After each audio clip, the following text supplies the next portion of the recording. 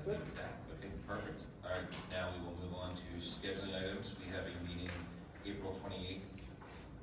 It's a public hearing at the Public Safety Building at 5:30. And on the same day, on April 28th, the Town Hall meeting at the Public Safety Building at 6:30.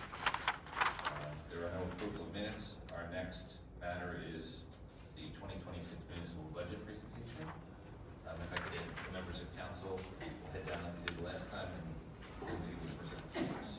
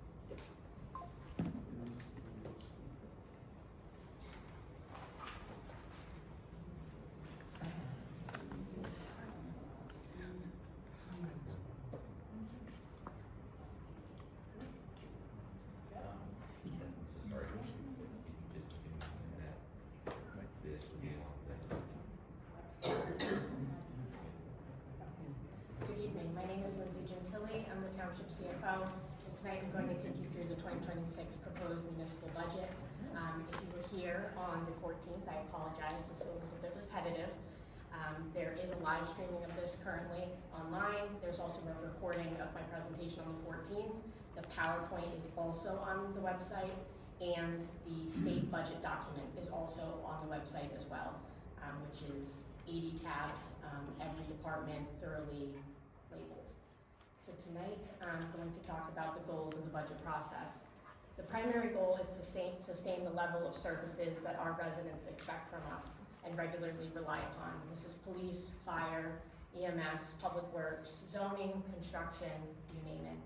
Our job is to fiscally manage the township's operations and plan for long-term needs such as capital improvements for infrastructure, replacement of vehicles, etc.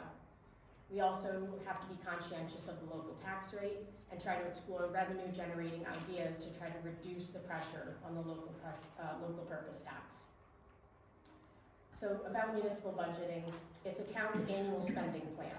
It consists of revenues, expenses, debt service, as well as capital improvements. The annual budget also includes the regular and capital budgets for the water and sewer department, as well as the township open space. The New Jersey Department of Community Affairs, also known as the Division of Local Government Services, provides all towns with a template. That's that state document that I mentioned is on the website. And that contains formulas pertaining to the tax levy cap, the appropriations cap, and the reserve for uncollected taxes. It's a document that every town must use. Every third year, the township's budget is reviewed by the local government services within DCA, and also reviewed every year in our audit. The township's budget fiscal year coincides with the calendar year, so our process actually began in the preceding fall. As the CFO, I provide department heads with their budget spreadsheets, and it includes year-to-date spending and historical data, 5 years worth for every single budget line within their department. So it shows what was requested each year, what was used each year, and if they're asking for an increase, they have to provide justification as to why. In November, the township manager and I convene with each department head and we sit down and go over their budget sheets. An annual financial statement of the prior year's activities is issued in early March, and that tells the township manager and I how much surplus we can expect to have and possibly use in the budget. This is when we transmit a rough draft to the council. We also find out in early March how much state aid we receive from the state as far as revenue in our budget as well. So it all comes in around the same time. As far as the revenue side of the budget, it's made up of 4 primary sources. This is surplus balance, which is how much money is unused from prior year's budgets. Anticipated revenues, this is fees, shared service agreements, etc. State aid, which I mentioned, it has been frozen around $2 million for the last 3 years. Grant funds, this is added to the budget over the course of the year. And property taxes, which this year makes up 64% of the proposed budget. Like I mentioned earlier, the annual financial statement verifies how much surplus at the end of the prior year is available to be used potentially as a revenue source in this year's budget. So a little bit more about surplus. In 2024, we started with $3.6 million in surplus. We used 3.2 as revenue in the 2024 budget, leaving $354,000 in surplus reserve. In 2024, we started with $1.6 million in surplus, almost a $2 million decrease.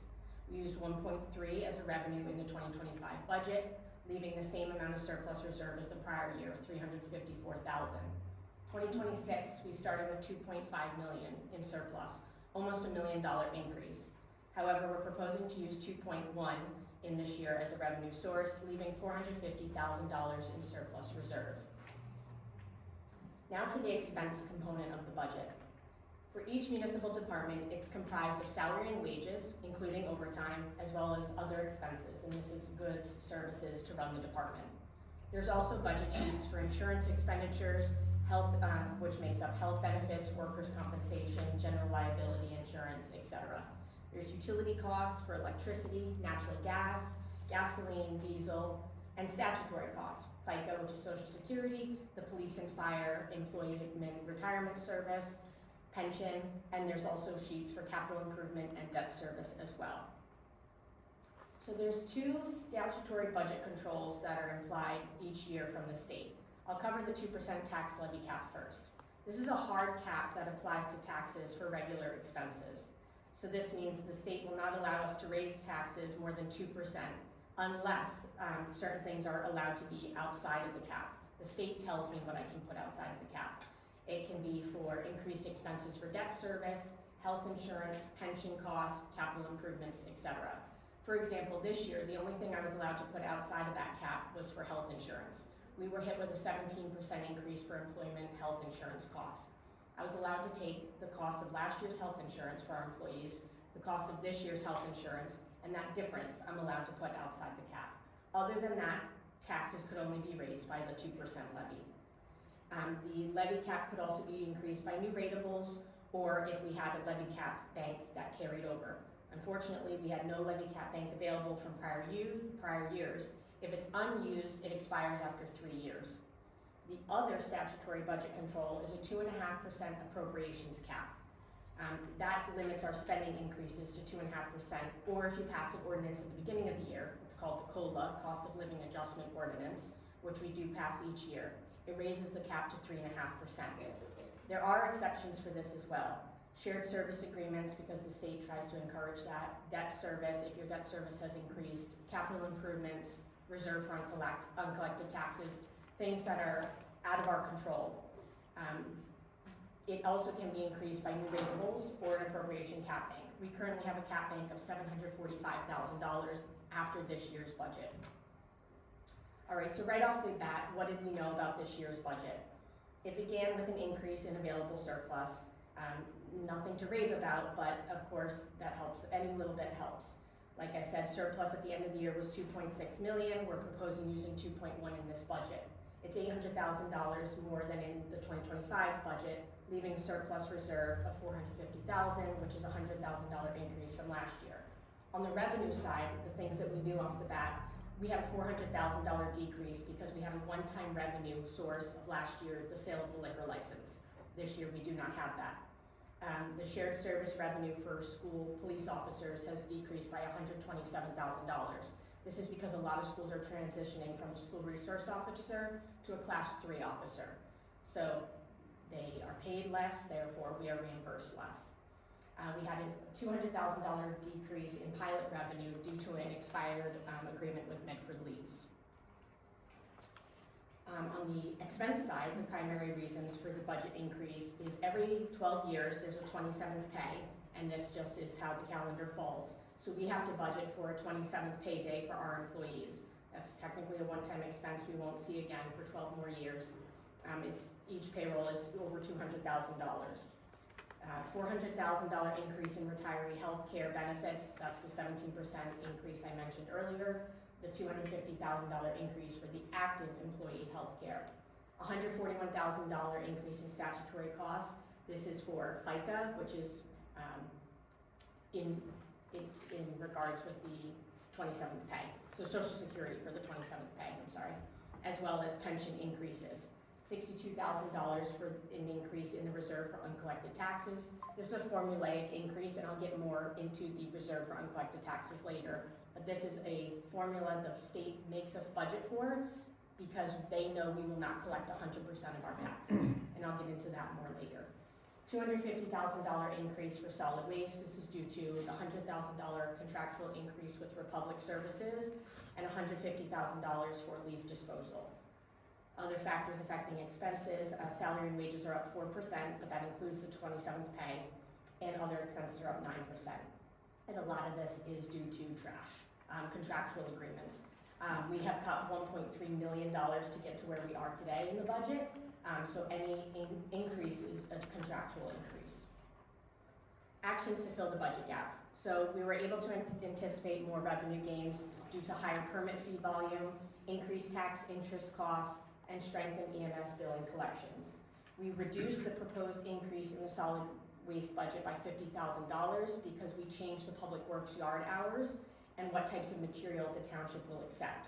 For example, we no longer accept pressure treated wood, and that's because our cost of disposing the pressure treated wood at the county is so high. We instituted a hiring freeze for police, fire, public works, and town hall employees for any unfilled positions as well as any anticipated retirements. We eliminated the direct funding of police vehicles in the general budget, and we transferred that expense to the capital improvement fund. So for what that means is instead of borrowing money for police cars, we were trying to buy them in the budget, but unfortunately $150,000 was part of what was cut in that 1.3, and that's why the expense was transferred to the capital improvement fund. We are using one new non-reoccurring source of revenue, and that's the sale of 39 Allen Avenue, the old township library. We signed a contract on the April 14th council meeting. The resolution was passed. That building sold for $250,000. We are proposing a modest increase in the tax rate from 0.519 to 0.550, which is a 3.2 cent increase per $100 of assessed value. A little bit about anticipated revenues. I mentioned property taxes make up 64% of our revenues. Surplus makes up 8%. This is money we have saved from prior year's budgets. State aid, which is from the state of New Jersey, makes up 7%, and it's been frozen right around $2 million for the last 3 years. Licenses, fees, and permits make up 6%. So this is liquor license, the interest on investments, court fees, ticket fees, traffic tickets, alarm fees, cable TV fees, etc. EMS billing makes up 3% of the budget, $875,000. Receipts from delinquent taxes. This is when we collect past due taxes in this year. That makes up 3% of the budget. Construction fees. This is any permits pulled for renovations or new builds. That generates fees. Pilot payments. This is already agreed pilot agreements that have already been agreed upon. We're anticipating $530,000 this year. Shared services. This is when other towns or entities pay us to share our services with them. We currently have that with EMS, the assessor's office, and school resource officers. And then miscellaneous, I've just lumped together MYA debt service payments. They reimburse us, general capital surplus, utility fund balance, and then the sale of the old library. And then there's grants, which is state and federal funds that support township projects. And this is just a graphic of what I just discussed, and it just shows the breakdown visually of those anticipated revenues. A little bit about pilot revenue and the breakdown. So the agreements that we currently have, I won't read all this, it is on the township website, but each entity is listed, the dates of the pilot agreement, and then how much we received in 2025 for each pilot and how much we're anticipating in 2026. I'll briefly breeze through it. Autumn Park, we're anticipating $313,000 in 2026. Hartford Square, $80,000 in 2026. The Willows at Medford, $39,000 in 2026. Creekside, $18,000. Volunteers of America, $27,000. The Willows at Hartford Road, $32,000. And Medford Senior Housing on Jones Road, $17,000 in 2026. Also, it was brought to my attention to talk a little bit about tax abatements. We currently only have one active tax abatement in town, that is at Magnified Brewing. It's a 5-year tax abatement. So there are 2 separate lines for this property.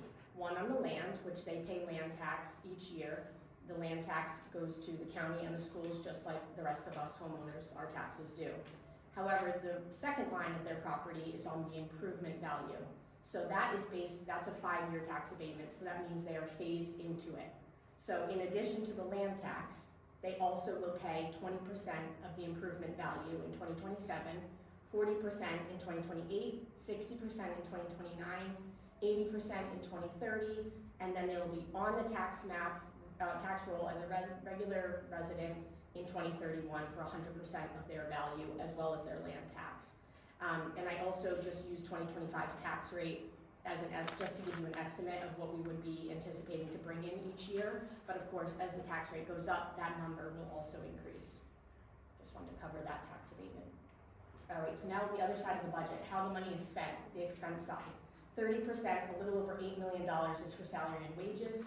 This is for 100 full and part-time employees. This does not include the water and sewer department. 38% for other expenses. This is insurance costs, solid waste collection and disposal, energy, utilities. 13% is for capital improvement. When we have a capital program each year, we have to build 5% of that, basically the down payment on those projects. We build that into the budget, the capital improvement fund. Debt service to pay for projects from our past. That makes up $3.4 million.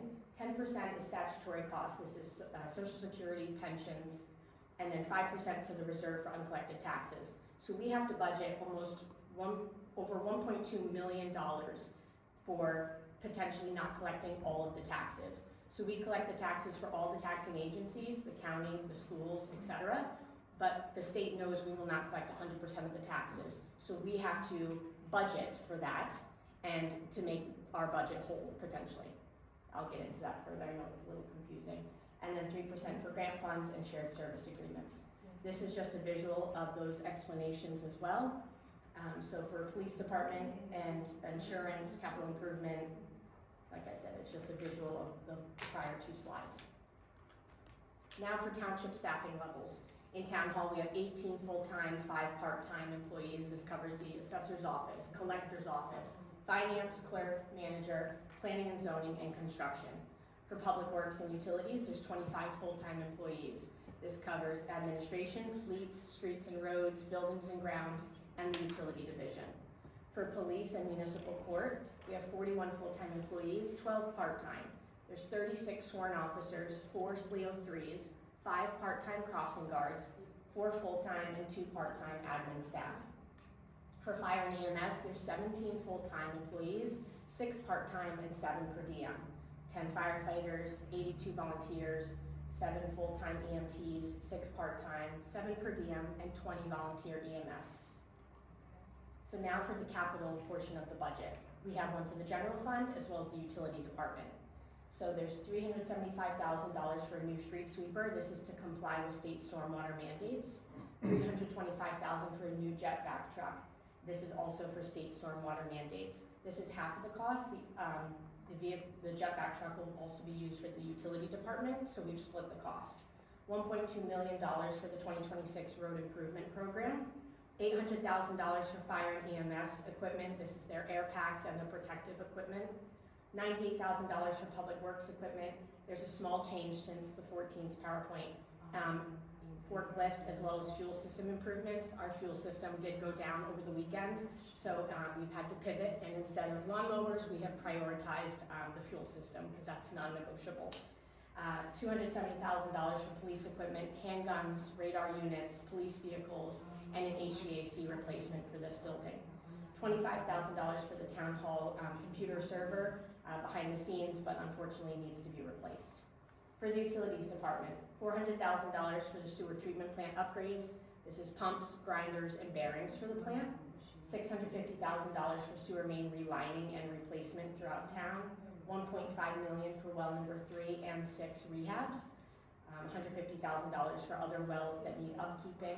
$1.2 million for water main upgrades and replacements throughout town.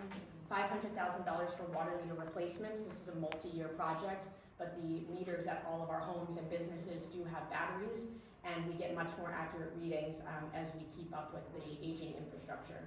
$325,000 for the other half of that jetback truck, and $100,000 for road resurfacing after we do a water main replacement or upgrade. So I mentioned the street sweeper and the jetback truck due to unfunded state stormwater mandates. This is actually an unfunded state mandate. So it's a municipal stormwater management permit. In 2023, the state eliminated the category that Medford belonged to, which is the municipal separate storm sewer system tier B permit, and they moved Medford to a tier A. What does this mean? Tier A permit requires that we treat our stormwater system as if we were a city or a densely populated area. We're neither. But that does mean that we have to comply with periodic street sweeping, digital mapping of all our stormwater facilities, as well as maintenance, increased maintenance of the same.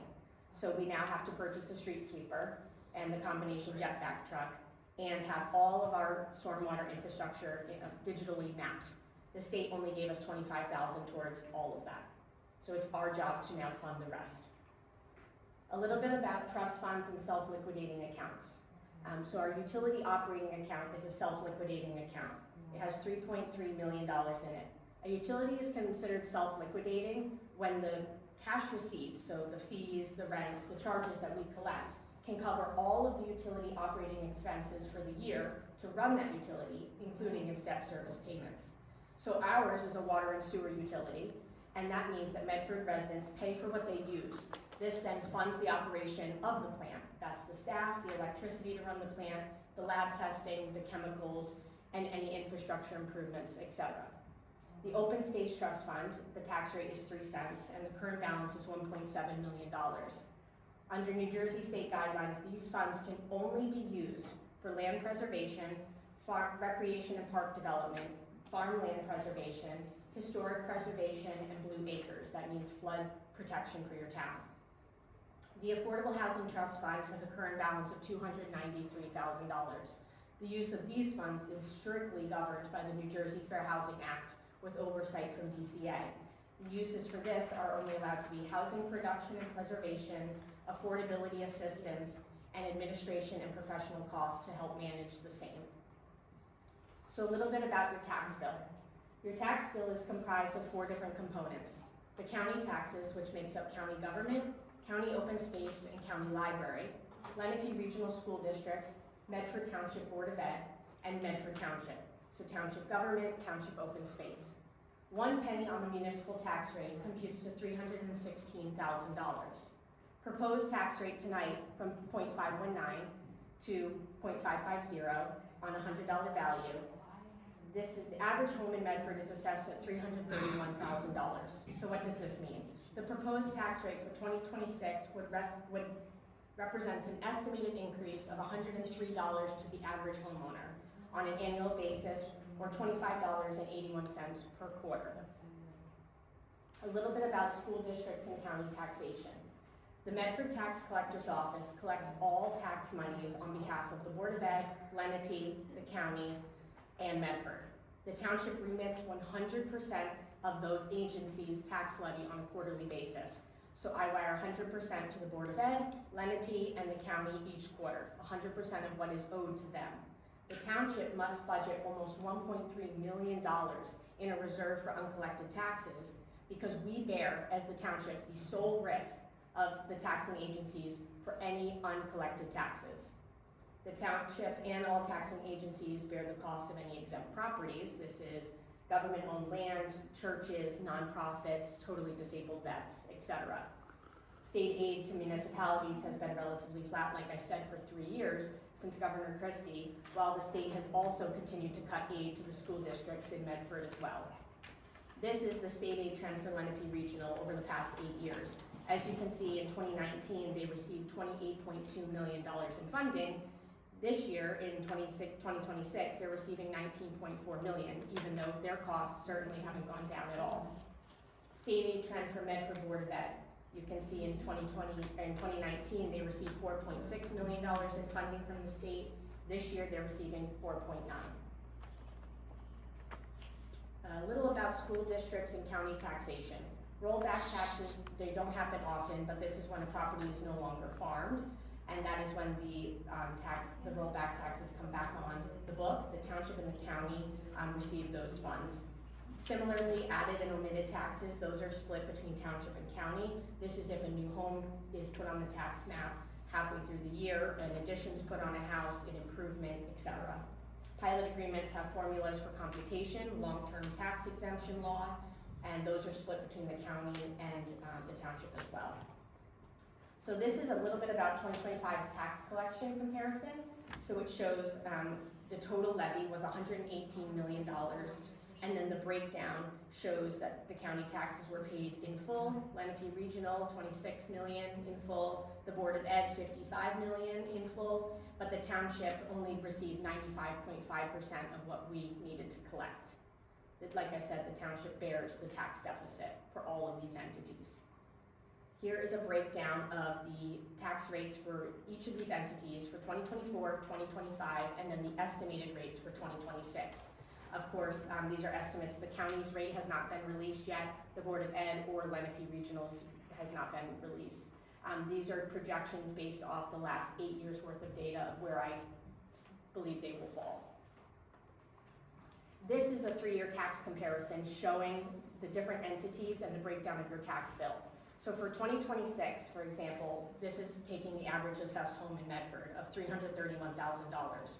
If their total tax bill is $13,000, you're going to pay that all to Medford Township. However, Medford Township is only keeping $1,900 of that. And I just think that's really important, and I wanted to show the breakdown. So $6,300 would go to the Board of Ed, $2,800 would go to Lenape, $1,900 would go to the county, and $1,900 would be for municipal taxes as well as open space.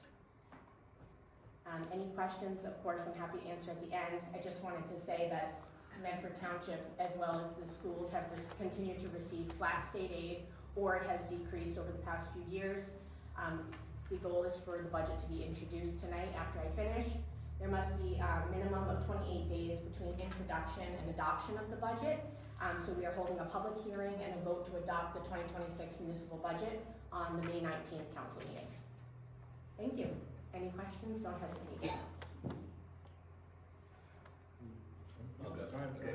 So you mentioned shared services, that we currently have shared services for SRO officers, Correct. but the other agency is looking to downgrade to class 3. Yes. We provide those class 3 officers to Correct. them. So Yes. they're billed. So are those employees? They are employees, they're paid through our payroll, and then we remit the fee to the schools. And it's basically a wash.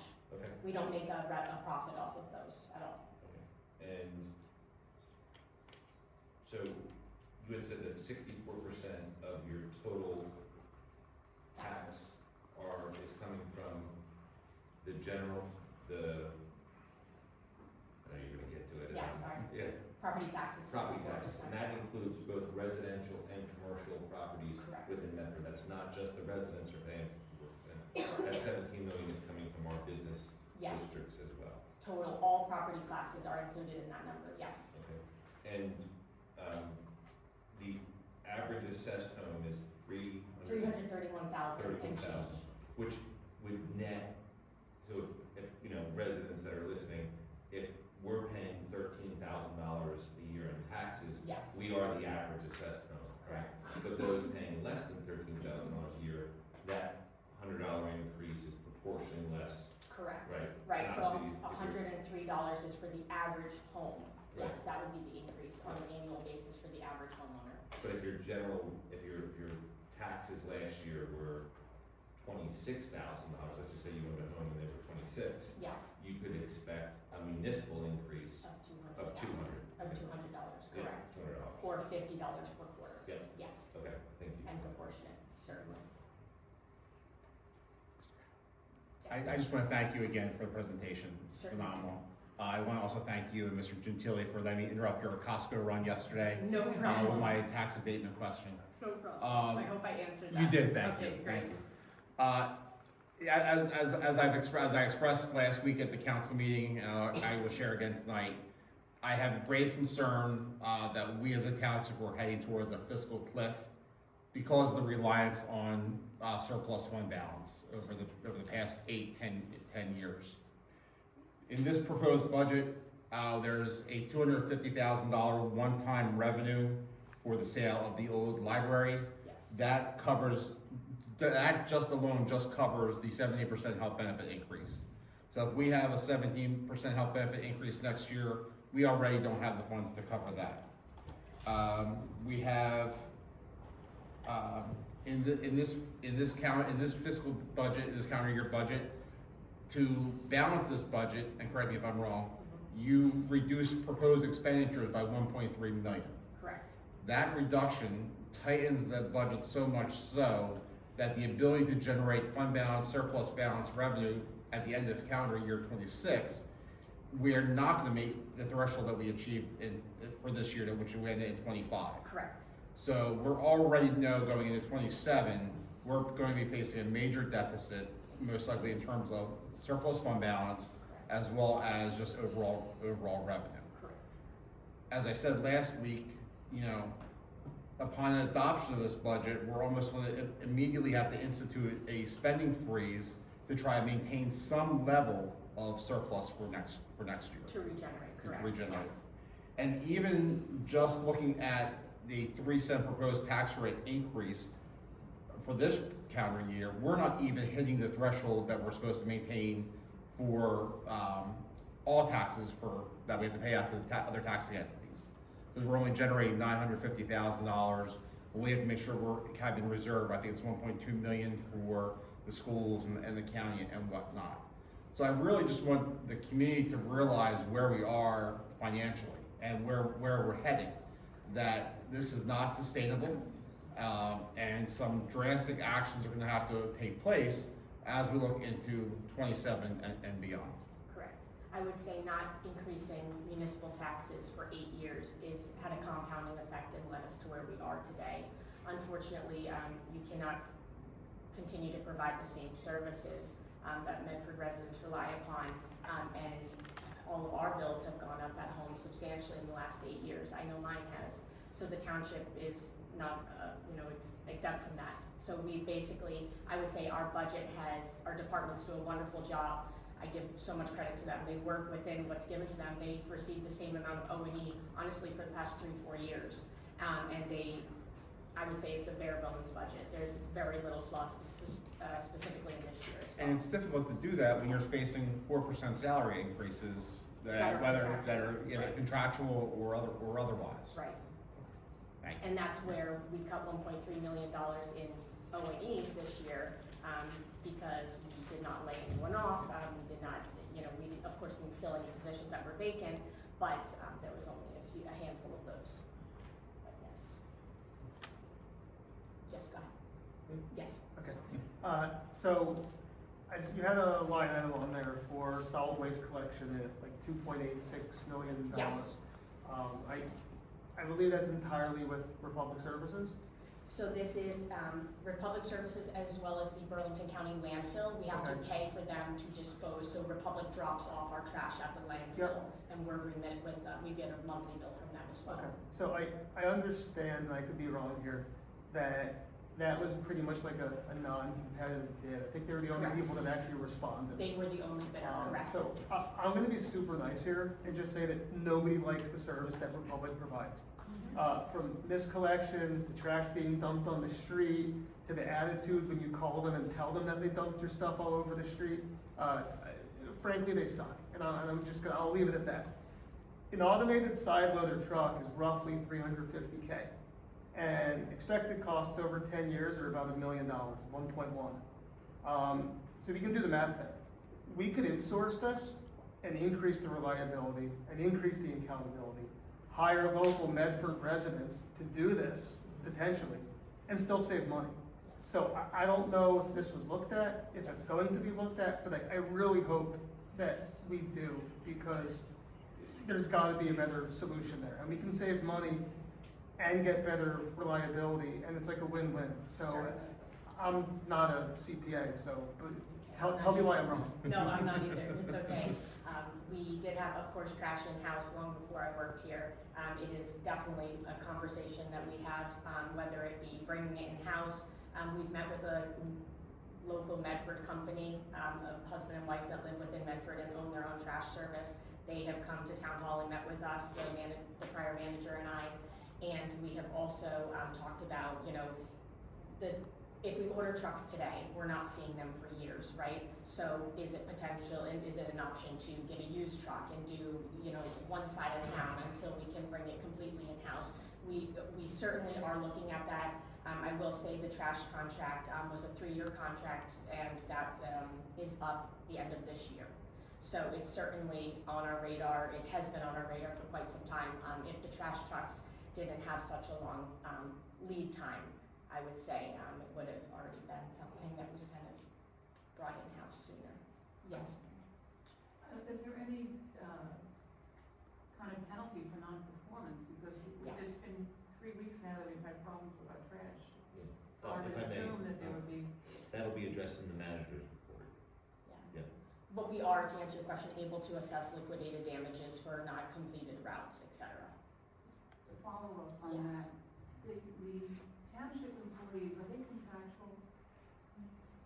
Admin staff is not contractual, so that would be admin at the police, firehouse, public works, and town hall. But the contractual, that is, the people that have contractual agreements, 4-year agreements, are police, fire, EMS, public works, and utilities. So the township employees, are they getting a raise this year? A 2% raise. And they're also getting the benefit of the health benefits and so on? Correct. If they elect to take health insurance, yes. So They're contributing more though due to their 2% raise. They contribute more in their health, into their health insurance contributions. they will be contributing? They do have to contribute more if their salary goes up, yes. If I explain that right. Yes, sir.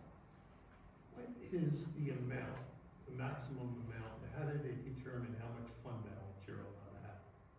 So there is not a cap on fund balance, it's just how much is left over from your prior year's budgets. So they do not limit your fund balance like they do in an educational budget. They do not limit our fund balance, they do not limit how much we can use as revenue, but we are limited on how much we can raise taxes, therefore, you're not really necessarily able to generate a lot of surplus, because you're only able to raise taxes by 2% unless something's outside the cap. So your surplus is really, we're not given the chance to really have a robust surplus, because we can only raise taxes so much, and most of the time that's for contractual increases that we need to budget for. Yeah, the only reason I'm asking is because it's prudent sometimes to try to keep your fund balance Certainly, at a level yes. where even if you have to raise the taxes more than you need to keep that fund balance higher. Right.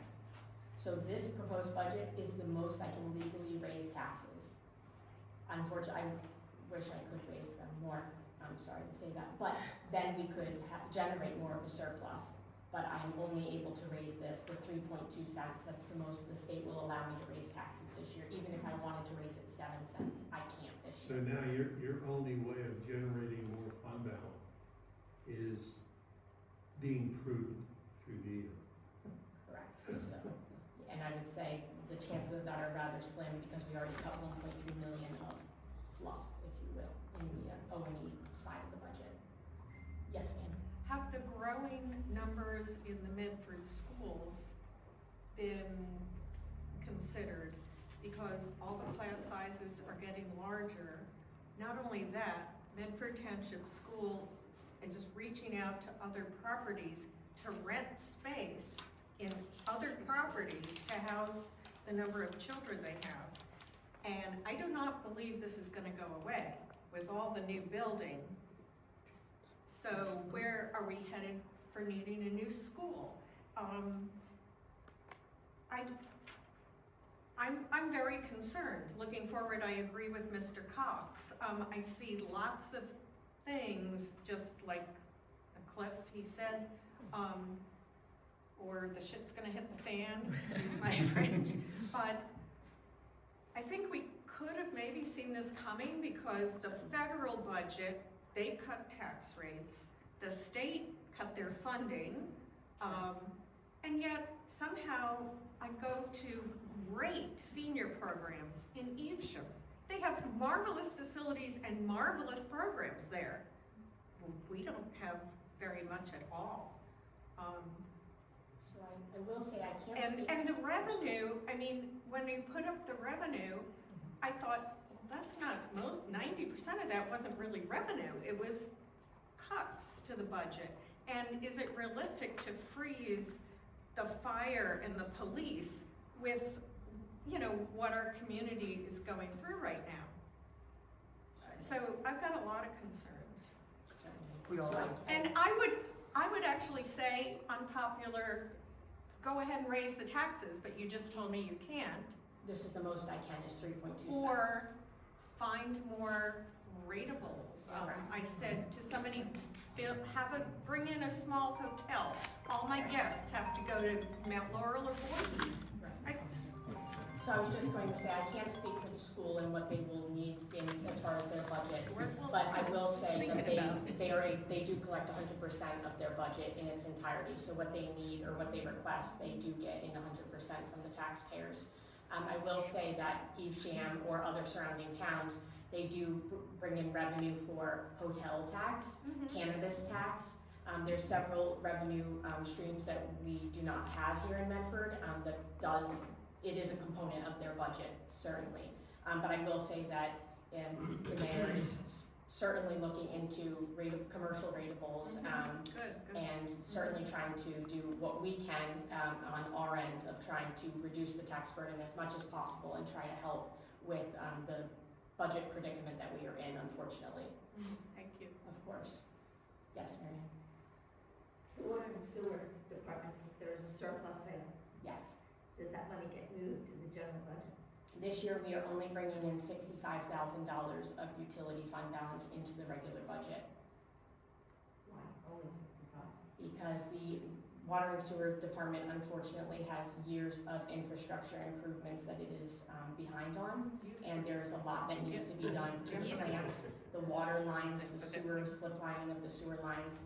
So I did not feel comfortable bringing in more than $65,000 into the regular budget, because I believe there's plenty of improvements that need to be made. That money needs to stay, I believe, within the water and sewer I'm department. gonna ask a direct question. That infrastructure, are you planning it and keeping the money there because of the affordable housing and the need for the extension of the sewer and water lines for the new construction, and is that why it's sitting there? Instead of coming into the general budget? I would say prior to round 4, these improvements certainly needed to be made. And I would say that regardless of more housing going, this needed to be done. And there is a much longer list of improvements at the plant, or many residents have come and said that their water lines need to be replaced in certain parts of town. We have a lead service project that we're working on that the state, another unfunded state mandate is to replace any lead service within the town by 2031. So I would say there's a laundry list of improvements at the utility department prior to affordable housing round 4. So the increases that you guys just passed for the water and sewer rates, is it going to generate a surplus, or is it gonna go into more expense? The plan is that the extra revenue generated from these increases we just did at the 14th meeting would be to continue improvements at our well houses, slip lining sewer mains. If, for example, we had one sewer main break this winter due to the expansion and compaction of the pipes, it was $250,000 just for one super small section of a sewer line in one small neighborhood. Our goal is to slip line these sewer lines so that we can extend the useful life of these pipes. So I would say we're trying to be proactive with our utility department instead of reactive. So I would say the extra revenue generated from those, the fee ordinance, is to take care of improvements that have been long So awaited. you're unequivocally saying that a significant amount of money is not going to the north side of town for the water and sewer? The new ratepayers, No, will I'm pay talking for about that. the infrastructure. The improvements to the infrastructure. What's your direct question again, I'm sorry? So the amount that they're keeping in reserve for improvements to the water and sewer lines is not, the majority of it's not going to the north side. Where's the north side? I would say the needs are prioritized by the Director of Public Works and Utilities. So So it's an over to the public works. I I was gonna say, I could just jump in, I know like some, state of America, like for instance, Lake Pine. Yeah. You know, they're doing a Lake Pine water main project, so that project is brand new water lines, within the Lake Pine, additional fire hydrants, and then going back and then repaving those streets, because those streets are in desperate need of repaving. And those projects, like, Lindsay said, are prioritized by our Director of Public Works. We've got the Well 6 project, that we just funded, last meeting, which is to rehabilitate that well. That's one of the largest wells in the township. That is, we'll have to get you that answer. I'm not exactly sure where well 6 is, but, you know, that's one of, like I said, our largest wells in town. I believe it's on the north side of the highway, but don't quote me on that. I can find out for sure. But that's what those increases are going to. You know, it's not one side of town or the other, it's the global infrastructure of the township that those projects are gonna fund. As well as the lead abatement that has to be done by 2031. The lead service line abatement, correct. And also, I will say the utility operating account has a balance of $3.3 million. So the surplus is less than $1 million because we still have salaries that come out of there, other expenses, which is to run the plant, water distribution, sewer treatment, all the chemicals to run the plant. I would say, so the surplus is nothing to rave about also in the utility department. I will say that. That's also why I only use $65,000 in the regular budget. And I don't know, if we can have, I just have a general statement, so, not every water and sewer rate payer is a taxpayer. Correct. So you have to look at that at both sides, like I happen to have, in my home, I use municipal water and municipal sewer, but there are some residents that have well and septic that don't contribute to that fund. So to take money from that account and move it to the general levy, you can look at that both ways. I believe, and correct me if I'm wrong, Lindsay, that the small portion we do take from utility to fund the general levy is to offset some costs where Correct. there's cross utilization of employees. Right, so for example, the payroll person, she does payroll for the entire town, including the utilities department. My office processes purchase orders and reconciles bank statements for the utilities department. The clerk's office does resolutions, ordinances for the utilities department. The tax office, they collect all of the water and sewer payments, so a portion of their office should be charged there, correct? So it's not, we don't see a balance and then take it because we need it, No. because that would be unfair to The other other rate that are payers. just taxpayers and not water and sewer users. There's been in-depth calculations to determine how much expense is incurred. And is That- appropriate to take in, Yeah, correct. Yes, sir. I guess a comment on that and then just an overall question. So it's interesting to hear you talk about the costs that are gonna be associated with bringing up our infrastructure to where it needs to be when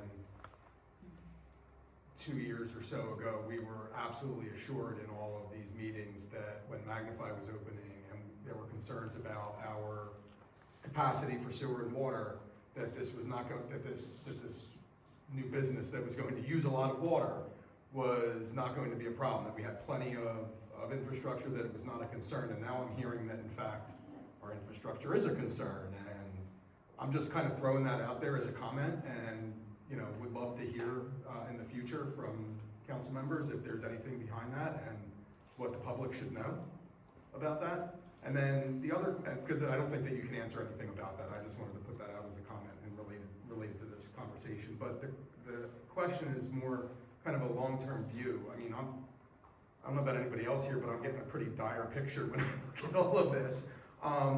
Extrapolating this out year over year, considering the increased costs that the town is going to be facing and the limited amount that you're allowed to increase taxes, where do we in fact hit that cliff of not being able to afford our expenses without severe austerity measures beyond what we're already looking at? Yeah, I would say comfortably, last year was my moment of feeling as though we had wiggle room. And I would say, with knowing how much we can raise taxes each year, the only real solution would be new ratables. New ratables, or we're looking at reductions in force going forward, those types of things. So right now, you know, with the work that they did to cut expenditures down to 1.3 million, there isn't much more room, aside from staffing at this point, honestly, to reduce. RIFs for municipal means cuts in services. Correct. That, I just, Yeah. you know, let's Yeah. not just talk about Yeah. reduction in forces, that means reduction in absolutely. services, Yeah. so, One always equals the other. you know. So things that are allowed to be outside of the cap that I mentioned is shared service. So for example, say we could use a town for trash services. I could put that outside of the cap, so then I would be allowed to raise taxes that much more. And that would be less O&E that's going towards solid waste collection, because it would be a shared service, if that makes sense.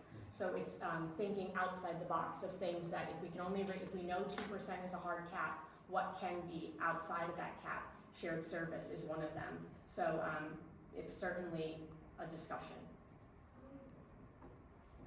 Louis, did you have a question? Yeah, my question about the Lenape High School, the regional high school, Okay. if they're getting so many, we're wondering why they get so few funding and the cost is going higher and higher. I can't speak for why the state funding has been cut for Lenape Regional, but I would say it's certainly not just them. We're seeing it ourselves, the Board of Ed, it's across the state. I think the state's budget has just decreased over the years, and that's why there's less funding for each entity. I can put that back up for you. Yes. This is, I guess, a general budget question. It's the first time I've ever seen anything, regarding the budget. What benefit does Medford get from a tax abatement? So because Magnify was in the historical district, I believe that is why they were offered the tax abatement. I believe that's the reason that they were offered. You'd have to ask the old mayor. It's because it was within the historical district of town. But to answer your question, there is no benefit to us or to the schools offering a tax abatement. It quite literally just phases them in. It's given to these people to promote building or renovation within the historical district. It's an incentive for people to come bring their business here. Not something that we've come up with, that's just the state's program. So it's an incentive for them to come in, and that's why they're offered the 5-year tax abatement. It phases So them is in. there did they give us any guarantee that they would stay beyond 5 years? What if they closed down? It's the pop shop. It's a mechanism to encourage businesses to come. Respectfully, Mike, they were looking in town for months before they found that property, so, I mean, I get that that's what it's intended I for, was just but speaking to the in the general case of this mechanism. property, that's not what it was used for. And I will say that property is now valued, of course, much higher than what was there. On the flip side, trying to be positive a little, in 2031, the valuation now of that building is certainly much more than what was there. So that will bring in more revenue, and certainly more revenue than the town hall building did, because now it's not owned by the town. Just to try to explain the increase on the valuation. Yes. Oh, sorry. Go ahead. Hi. Yes. First of all, nice job on that. Thank you. Second of all, is that presentation going to be available for me to download off the website? Yes, so it's already on the township website, as well as a recording of me doing it on the 14th, as well as the state budget document. Perfect. The second part is, as a realtor in Medford, I am most frequently asked about the tax rate in this town and other towns in Burlington County. Right. I would like to know what the tax rate is currently here, which I think I know, but I want to hear it from you, and what it's going to go to based on this proposal. Okay, so in 2025, our rate was 0.519 for municipal tax, and we're proposing tonight to increase it to 0.550. 550? Correct. Okay, and that's an increase, okay, got it.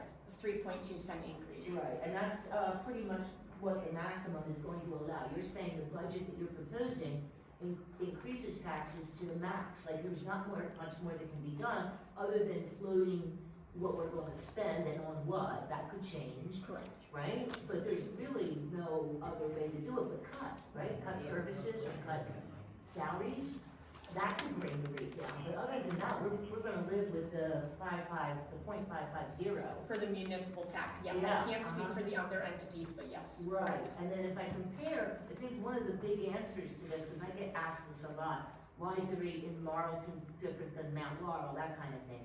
And I think that's a reasonable thing to ask, but the truth of the matter is, someone touched on this, they do have a lot more ratables, and ratables Certainly. are commercial businesses. Yes. And that's what brings the rates down in those towns. They're We did that attracting to business. ourselves. I know we might not agree with all of that, We but did it to ourselves. I'm not seeing how we get out of this, other than trying to encourage more ratables, which a lot of people complain about, me included. I don't want a lot of business here, but it's been for years. It's the only way to get taxes down. So I just want people to understand, like, as an agent, as a real estate agent, I discuss this a lot with people. And why do you still want to come to Medford instead of going to Marlton or Mount Laurel or Cherry Hill, where the rates are going to be lower? Because you still have a more urban kind of quality of life. You don't have that Main Street mentality, which we're kind of pushing for all the time, you know, But but your whatever. roads That's stink the and your reason people schools are want to come. crowded. The school system, and the fact that you've got this atmosphere of, I don't know, old time Medford as far as we can take it.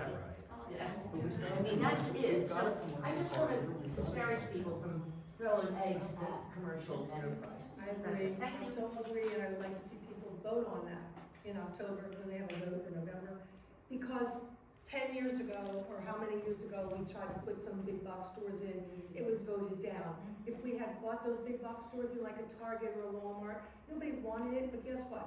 We wouldn't be in this position today, plain and simple. I was just gonna key in on that to say, you know, with what she said, you take a look at these other towns, Eastham, your population is about 55,000 people.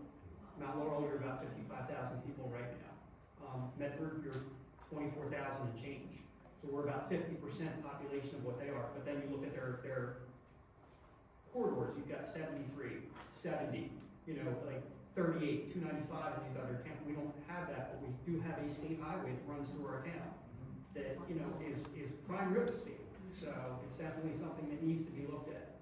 I would say the tipping point is either increased ratables or to keep Medford, the Medford that she was referring to, it would be a referendum, because there are no other options, in my opinion. Back here. Yes.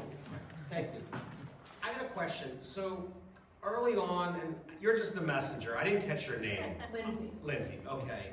Early on, we were told that we were gonna go bankrupt if they didn't bring in enough business on Main Street. That was a big driving point with the old administration, and they moved mountains to do that. You know, ignored parking laws and stuff like that, and storm runoff, a lot of state laws and stuff like that. I'm wondering, how much money has Main Street brought in based on everything we were told and how it was going to turn the community around? There was even a lady that stood up there and said that the old administration is leaving people like yourself, Mike, with a ton of money. You guys are flush with cash. Now, this is only the beginning of 2025, but and I think she specifically was talking about Main Street, the businesses and stuff. Can I have a general idea of how much of an impact the commercial businesses have had on Main Street? I don't have that data now, but I could certainly get it to How much are you paying? I pay my niece, he pays me. Oh, shit. I think that's the way it works. All right. Well, Chuck kept telling us we're gonna be rich. I got another question. Is it possible that the school board and the council could all get together at one meeting? Because it seems like a lot of the times, we can't answer questions for what they're doing and vice versa. And I wonder if it's separated for a reason. Let's get everybody in one room together and could we, and I'm sorry, I know you're just a messenger, but this is something that I think could be really beneficial for us. And then maybe there's less pointing fingers and we all understand, you know, how our taxes are getting broken down. With all them in one room. And I know that was kind of an open-ended question, but I've got, just You want mean to in jump the into school that. board and the council at the same meeting? Yes, yeah. So, you know, I was gonna say, I know that our council speaks to the Board of Ed, the Board of Ed speaks to us. I think the important thing to remember is we're not putting these slides up there as an us versus them. That's not where they're there. We want the taxpayers to understand when you pay this amount of money, this is where your taxes are going. And just like us, the school district is probably one of the largest employers in the township. They have a lot of buildings, they have their own transportation system, so their costs are increasing just like ours. So, you know, for us, I don't see it as an us versus them, I see it as we're all in this kind of together with the school district, and it's just that whole chunk of money, where is all that money going? With Because I know a lot of percentage people. is going to the schools. It's And all 85 cents per dollar of our tax money is going to the school district. Right, but So, it's more? Not anymore. Maybe both parties aren't getting along really well now, but I know, like, leading up the last couple of years, there was even council members that said, we haven't talked to anybody at the Right. school board, then there has been, and back and forth. I just thought, hey, it would be really easy. Let's get everybody in the room together, and we can go. I don't mean blaming or anything like that. So I understand. I just thought simple, easy, maybe a couple of the top guys from each board, and we all talk. I got one more question too. The sewer, it is falling apart? No, we need to make improvements to the aging infrastructure that we currently have. Because unfortunately, we're being reactive when there's a break, instead of being proactive and doing like slip lining of the sewer lines that can increase the useful life Right, of but them. we asked these questions just last year, and environmental resolutions, and also the township attorney, because of this development that's coming, reassured us.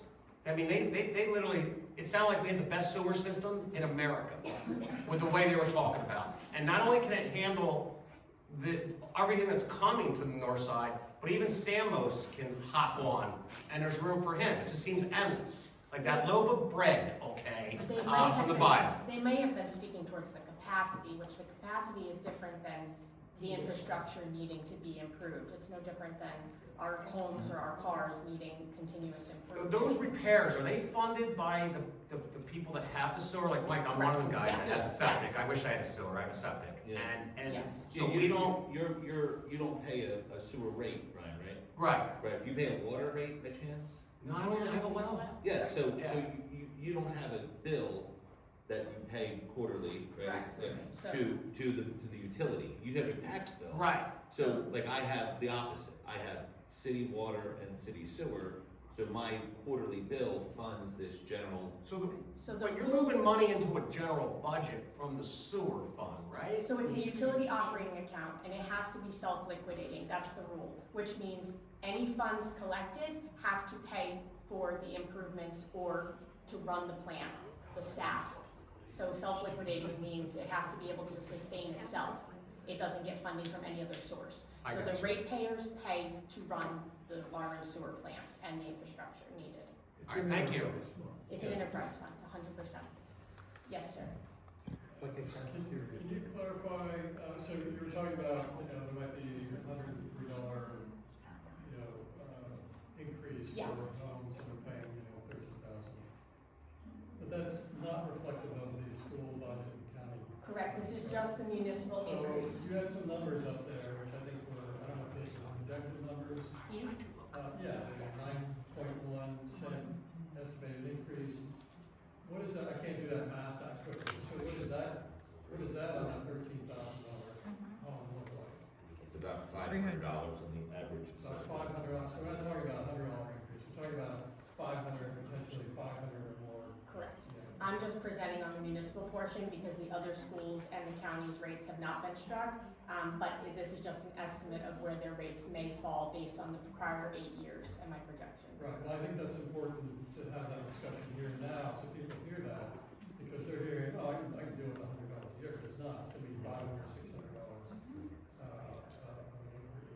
Yes. So my next question is, how long have you been the CFO? 3 years. 3 years. And from some of your comments, it sounds like you haven't been listened to. And this is for people who have lived here for a while. I moved back here in '95. This is just deja vu all over again. this is absurd. And I don't know if it's because, I know there's some things that are out of your control, but I don't know if it's just because we have had just terrible management of this township for the past, 2.5 decades. I don't really understand why we are where we are. I mean, it just is really, distressing to hear that, okay, well, all bets are off like next year. We don't know what's gonna happen. We're gonna have to do the 2%, hold a referendum to get, convince, residents to raise it, 4%. Because we have no options. There's only so far you can cut services. Because everybody wants, their garbage picked up and their brush piles, picked up. So I just find it really, really troubling that this township seems to just churn through, managers. They bring in, they might have a good manager, and then because of politics, they fire that person, and then they hire somebody else who turns out to not be so great. So I don't know if there's a shortage of good township, managers or people like yourself who can actually run a business like Medford Township. So I think that's really, really troubling. I think, I don't know, we have to have a come to Jesus discussion about like what the future of this township looks like. And part of that is having really competent people like yourself and or township manager who are not beholden to, politics or whatever, but are running the township the way a township should be run. So we're not finding ourselves in this position. I would say that, I would say not raising municipal taxes for 8 years created this perpetual budget cycle that we are in right now. There's not really a guess to me of why we're in this predicament. That is Well, if you were it here has a in compounding effect. 2008, they were having the same discussion. But we didn't raise taxes for 10 years. And now, we were one of 2 towns in the state that Chris Christie was threatening to, take over, because we were almost bankrupt. And we had to, fire back then, fire like whatever, 2/3 of the township staff, privatize the trash collection. So, I don't know. The taxes have gone up after the last 8 years, I'm sorry, but my taxes have gone up $1,000 in the last 2 years. But not the municipal portion for the prior, It's everything else. not the last 2 years, but the 8 years before that, they did not, they were not. Okay, I got you. I didn't mean to cut you off. Yeah, I just want to address the tax rate increases. So, as Brian, as you said, your taxes have gone up. Up until, forgive me, Lindsay, 24, the municipal portion of your taxes you mentioned did not increase. It was steady during that period of time. The schools may have gone up, The the county may have gone up, but the municipal tax was held flat For 8 years. for 8 years. So, there's the 2 sides of the coin. You raise taxes, that impacts you now, but without raising taxes, I think it's had a compounding effect that we're discussing now. But you're absolutely right. Your taxes have gone up for that cycle, but that bill again is made up of those. 4 entities. Yeah. So we understand that we have to increase taxes to keep up with ongoing costs. As Councilman Cox has said, just the employment increases alone that Mary Lucas brought up, contractually 4%, our employees are gonna see an increase. We can only raise by 2%, we're gonna cross paths pretty soon. So, we don't like to raise taxes, right? But we know that it's our duty to make sure that we have the funds available to the CFO to fund these things that need to happen. But that's not totally true, is it? Because the tax assessment, Medford is one of the few towns, not few, I'm gonna take that back, one of the towns, that the assessment goes up a certain percentage every year. When that assessment goes up, even though the tax rate stays the same, the taxes go up. So your revenue did go up, and it's mostly because it's prudent to start increasing assessments. So your rate may have stayed the same, but the revenue's more. But I will say our average assessed home has barely increased over the past 3 years. And that's really what this comes down to. Yeah. So our net valuation taxable, so it takes the entire levy and it divides it by the net valuation taxable for the whole town. That assessment is not gonna overcome Anything that we're discussing these- today. I mean, it won't even hit 8%. It's I don't say running error. it has an impact, but not to the effect that it's gonna generate surplus. So a couple of years ago, there was a company going to house to get ready for a reassessment in Medford. Is that still on books? What's our availability for reassessment? Mine got So our, reassessed. Sean is going to evaluation program starting next year. Yeah, there is a process to that through our tax assessment. And it's been in effect because they went visiting people's houses. They had to stop that because of COVID, because if you can't start and end it within a certain amount of time, Yeah, I don't wanna speak for well, him, we but because of COVID, he had to stop. We couldn't, it was at 20% per year for 5 years, we had to stop because of COVID, so we weren't able to restart it. Thanks. I'll let you go back, I'm sorry. Just, No, thank you. in what you just said about the crossing of the revenue versus Yeah. expenses and getting yourself into an underwater position. You know, and what other people are saying about the need to, you know, recognize that taxes have to increase for that. Is it unreasonable of the public to ask that council work with the CFO to put together a multi-year plan that commits to raising taxes over a period of time, along with this rateable creation, and then communicate that to the public so that we're all aware that this is going to happen, Would be a but that we very wise don't request. continue to get ourselves into this position? I think all members of council, and I don't speak for all of us, but we see this problem coming, we have the same fears that all the rest of our neighbors have. And, you know, we've had meetings with Lindsay, and the management staff to discuss where we need to be moving forward. I feel there's many opportunities in the coming months to address a lot of these challenges proactively. I just think it would be great to have a long-term plan that you can kind of stick to and make adjustments as you go, right? A roadmap rather than, hey, some of these things we can figure out versus here's a 3-year plan that we know if we follow it without any other adjustments, we can dig ourselves out of this. 100% the goal. Do we have any sense, with the, and I know this is budget, but there's overlap, so let me finish. With the affordable housing stuff, with, what we're gonna have to outlay for sewer, for water, for additions on the schools, additional school resource officers, teachers. I know that's like school budget, but there's also municipal components and stuff, like, it's gotta, the estimates I'm hearing is 50, 60, 70 million dollars. Is that subject to that 2% cap, or is that gonna be, like, where does that all come from? Because Some of that will come out of the fiscal impact studies that are required from the redeveloper that Okay. has to be submitted. And then once we get to negotiations for redevelopment agreements, you know, as we're looking at those, that impact study, some of that will hopefully be picked up and be included as part of that agreement from what the redeveloper has to include and pay for.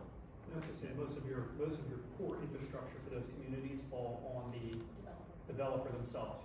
Your water lines, your sewer lines, your sidewalks, curbs, that kind of stuff. But that's assuming capacity is what I'm getting at. So like, that's, you know, the pipe and the gas and everything, like, you know, till it gets to them. But getting it to them is our problem. So, you know. If they're not within this sewer service area, they need to provide the infrastructure to connect to it. That's part of the redevelopment agreement. But what about capacity? What about like water? Do we need a new water tower? Do we need, you know? That's all part of those impact studies. Okay. Yeah.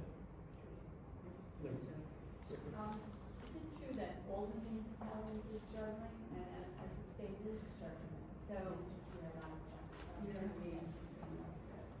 people need to be aware that we Yes, we are not alone in this by any means, but I would say there are some towns that may appear to be in a better picture, a better predicament than us, and it would just be due to the size of their town, and perhaps they have revenue streams that just Medford has not, ventured into yet.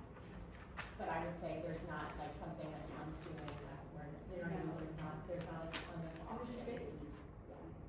We can only, you know, do permit fees and court fines and traffic tickets of so much volume. Our revenue streams are limited. Yes. Come back to the contractual agreements that you're starting this year. How many years out are you anticipating developing contracts with different entities that are contractual? So I will say the police are broken out into the POA and the SOA, so police officers and superior officers, there's two different agreements. Those expired 12/31/2025. We are still active in negotiations with them, and that when that is settled, that's a 4-year contract. Public Works is a 4-year contract, utilities, EMS, and fire as well, 4-year contractual agreements. But they all are staggered start and end times, but they're all 4 years of length. And that's common throughout. And I would say almost all municipalities would have that same exact structure. In fact, even Evesham, their admin, their town hall staff is also in a union as well. So they are guaranteed a set amount each year, whereas our admin is not in a union. Well, I guess my question is then, we're providing, additional or a higher rate, health benefit package, correct? For all of those entities? So you're talking specifically in the contract language for the. Yes. So all of the rates, contribution rates are set by chapter 78 through the state. So like if you make, say, $39,000 to $45,000, and I'm just throwing numbers out, these aren't the hard fast ones, you may pay 8% or 10%, and it also varies depending on whether you're a single person, a family coverage, or a parent with a child who may be divorced, separated, whatever it might be. So the state broke those out, and while they are now negotiable, most of the towns, and ours included, have stuck to those set numbers that the state put into effect. I believe that was under Governor Christie for that chapter 78. I understand that, but I'm saying that, but we're paying that in addition to a rate hike, the salaries. We're paying the You're paying the salary, and then the employee is paying their portion of the benefits out of their salary. It's deducted from their salary. And then we pay for the rest of their health Yeah. insurance cost, yes. Yeah, so I'm saying that we are paying, in addition to a rate increase for their salaries, we're paying Correct. the health Yes. benefit. Yes, so this year's budget is $3.8 million. That's for health insurance as well as general liability insurance for the town as well, workers' comp, et cetera. Well, it just seems that, but you're saying that the township employees are getting 2% on their salary? Is that what you mentioned earlier? Admin staff, yes. Okay, and then whatever percentage then toward we're paying their health benefit then too.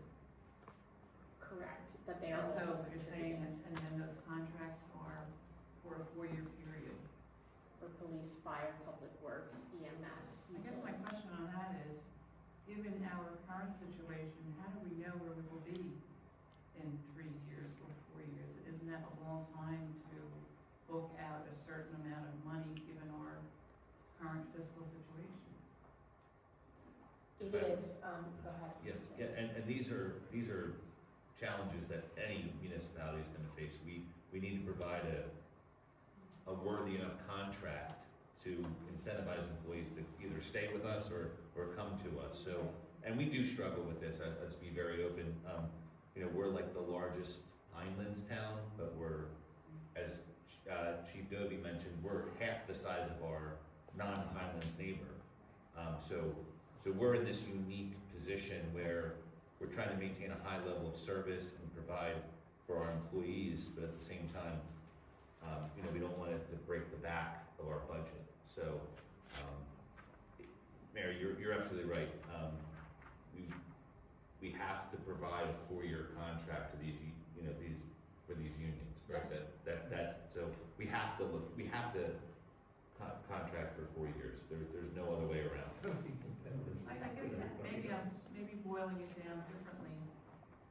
If you have a unit of 7 people, their raise generally is based on performance. You might have apportioned 2% for that person, but isn't it based on performance?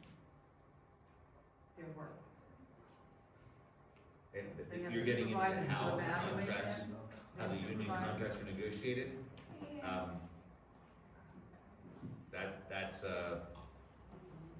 I think it's, again, the double-edged sword of a union contract. And let's say, like my mayor said, it's our job to be competitive and try to retain quality staff that are providing these services to our residents. Yeah. Just one other point, not on that, if you don't mind. I'm concerned that, we're sending our residents with their treated wood to Mansfield. That's 32 miles round trip. And I think that that's, not only is it a gross inconvenience, but with the cost of gas, why are we taking wood up there? It'll probably just be dumped in. You're talking about the pressure treated wood that we no longer accept. Correct. Yes, and the concern is that people aren't gonna do the 32 Right. miles lane. They're not. They're gonna put it in their trash can. We're not gonna get the ecological, or the benefit that we're seeking by doing that. 32 miles. It's a long ride to the county, I don't know how many people will go up there, but it's a day trip. It feels like, yeah. There's a cat house. That's one of the largest costs that when we look at of the dump. Pressure treated? Pressure treated Yeah. lumber as well as tires, Yeah. because we have to pay extra to remove of the tires and the pressure treated Are lumber. people It's a bringing in different type that of much cost. pressure treated lumber Can I, to begin with? Yeah. Like, I seen somebody with a swing set this morning, they tree hit it. They gotta take this thing up to the county, or they're So- gonna, like she's saying, saw it in little pieces and throw it in the trash can. yeah, But I don't think these people are set up to get this up to Mansfield. Meaning, so you are taking a service away. How much money are we talking per year? we were projecting, just a projection was $50,000 we're saving. For pressure treated? Just the disposal fee of pressure All right, treated. here's a loaded question. Is there commercial companies coming in to the township dump and getting rid of supplies that they are making money from? Not if they Cleaning can't up. dump pressure treated lumber anymore. Well, I know, but why couldn't you go after the companies? I know we've talked We in the do. past, a couple guys were nailing us in the area, tell them to get out, the Right. government's gonna solve problems, not say, hey, everybody's out We've now. adjusted the dump hours to Monday, Wednesday, Friday. We've added an extra Saturday, and we've done that so the specific employees that are best suited to check the IDs, and really the best employees we have to govern or guard against commercial use of our dump are on site during those times. So Thank you. You got Liz Rosser out there, I don't know if you know her, but they're a She's- school family, go Yeah. way back, she's the best. in this community. Yeah. I still though think like a couple guys were coming in with a commercial business, and they screwed it up for everybody. I don't think for everybody, The Brian. government couldn't say, yo, you get out of here, this is for the swing set people, like Shawnee High School. I mean, literally, it was 10 pieces, and the guy was telling me, I guess the word gets out really fast when the township wants the residents to hear, because they were already aware. I thought I was gonna drop a bomb on him, saying, you can't take it. He's like, I already know I can't take it there. So, I just think that if there's problems in the public works, I know our neighboring towns, they're not, they're still accepting, Lumber Township's still accepting pressure treated lumber. How? They're just absorbing those costs. Yeah. Yeah, but I The think. question would be, Brian, and I'll relate it back to like the water sewer, right? For those of us, I would say the mass population of Medford that doesn't dump pressure treated lumber at the dump, is this a fair item to omit from our expense side? Mike, I've never even used the school district here, I don't even have any kids, so I Right. spent a lot of money in investing Right. in that, I understand. Right, so I that's understand. where, again, I mean, we've laid out a pretty direct message on the budget. If everybody in Medford was dumping pressure treated lumber every day, and we said, too bad you can't, there'd be pitchforks in here, like there was in 11. It's an item that we felt not only would control commercial use of the dump, but it's not, let me make sure I can say this right, it is a service we're taking away, I don't wanna take that, I don't wanna not. Mike, you know I'm burning my stuff at the farm, I'm just here talking about everybody else. But it's a very small percentage of the population is dumping pressure treated It's a lumber. lot, it's that And much it's a money. high cost to get rid of it. So these are decisions we have to make to balance. Yeah, I love the idea of saving money. Have you guys looked at your professional services and how they bill you and what we're paying, let's just say for oil changes, the top of your head. Do you know what we're paying for an oil change right now? Hainesport Enterprise. Hainesport Enterprises. We're going to Hainesport for oil changes. Right, and then we've discussed Was it shared service? Oh, I got something to say. What's in Hainesport? So we were looking at shared services, Hainsport's on state contract for us, so that's, you know, so, and they go out, we go out to bid for that, so Hainesport had the bid, and then, again, just like any other bid, you have the option to extend it. That's a bid on fleet services though, right? Yes. And then we check, like if they say it's $60 an oil change, are we paying 60 or is the bill coming through? Bill, Brian, all five of us get the bill list. We vote on it every council meeting. We have the CFO and who else? My accounts payable. so. Yeah, they present us with this bills list, and I'll give Donna a lot of credit. She was the guru, but, you know, she's not here, so we kind of all take it upon ourselves to look at these bill lists and make sure that the diesel fuel charges, the repair services for our fleet, every item's on that bill list, so. I even torture the acting manager on why are there so many supplies? Yeah. Like, it Good. seems to me there's a lot of It's all supplies. getting like- cut back around. I don't know, are you Yeah. guys able to negotiate? Let's just say our old solicitor, I'm sure he whacked us on his way out, he couldn't have been happy. Are you guys able to look at that bill and say, well, look, man, we're not gonna give you that, we're gonna, You're talking Negotiate. about legal services? yeah, Yeah. Yeah, I mean, one of the, I guess, general agreements that we have as council is not to overutilize legal services. So if there is a matter that requires legal services, we're to include the manager in those conversations. So that way they're aware of, there's gonna be a bill coming and they may be able to handle it before legal jumps in. There's many mechanisms that we have in place to govern ourselves, so we're not overspending okay.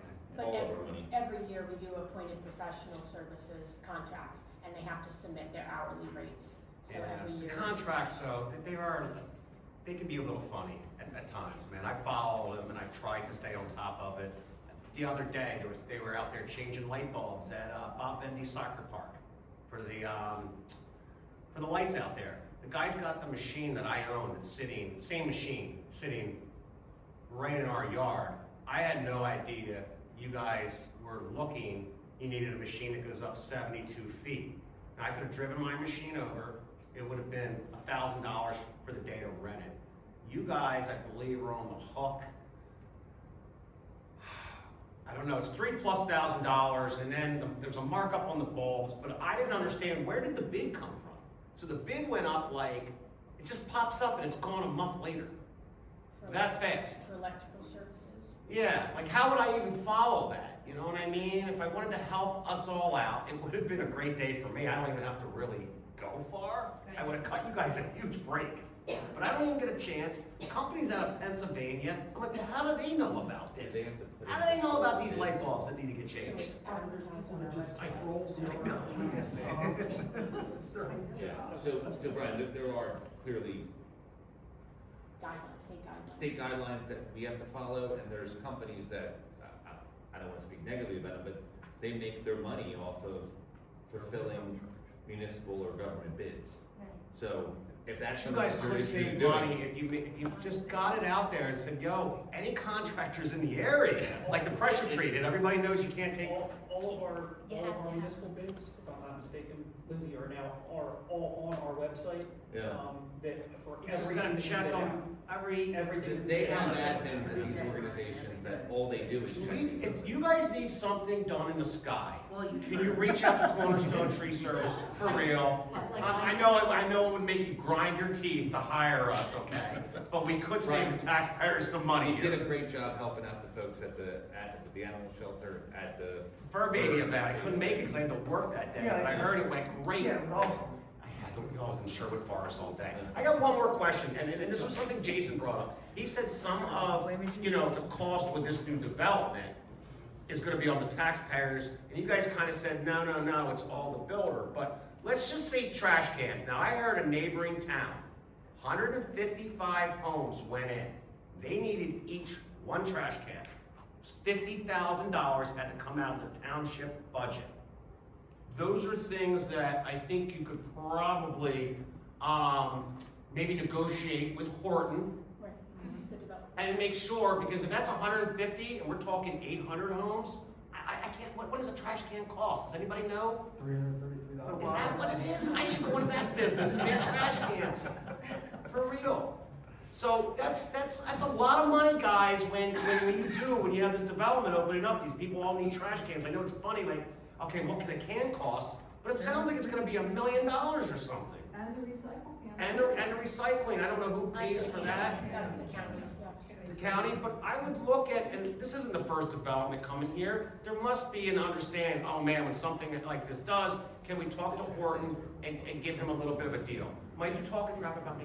No, yeah, the microphone's on, so I won't talk crap at you. Alright, go ahead. But, I just wanna confer with Lindsay, so we have a contract with our vendor for public services, which we all love. And part of that agreement is that they provide the receptacle, correct? Yeah. That's So- part of picking up the trash. Right. And then they break them and don't replace them. Yeah, so just to be, give you the other Gotta side of that go point, 3 times. if we no longer have By a the public third time, services it's fine to account, bring it. they, I'd go in 4 theory, times. have the ability to take their I account have no back. way. So, I just wanna throw all that out there. And one more thing, when the fire, Right. when that trash company comes by, they leave so much Right, hydraulic I'm fluid gonna out. overtalk you. This gentleman had his hand up. Yeah, so I just wanna clarify that Cornerstone is inviting you to take all their pressure treated lumber to their. Yes, I will burn it, no problem, all right? Great. All get together. I can't wait for the zoning fires.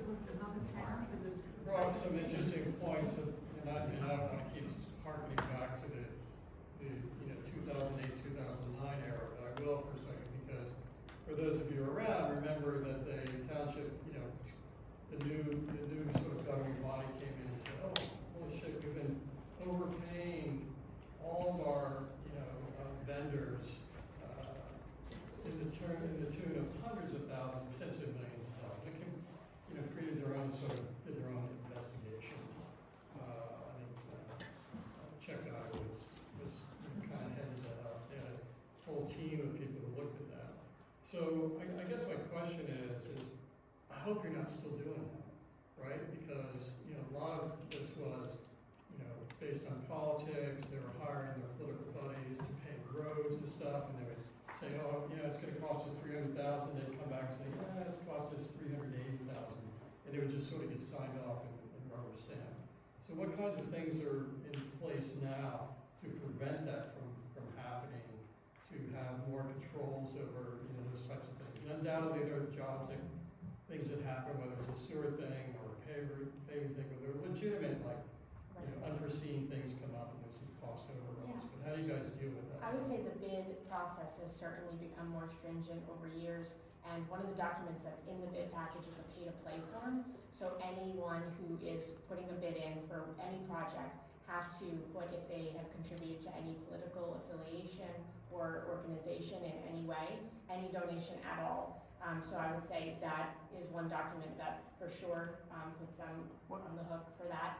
And I would say it's also very competitive for like a road program. We could have 6 or 7 people place bids, and we've been pleasantly surprised the last year how competitive the bids have actually come in at. We've been able to pave more roads than anticipated the last 2 years due to the competitive bids and how many parties did show to the table.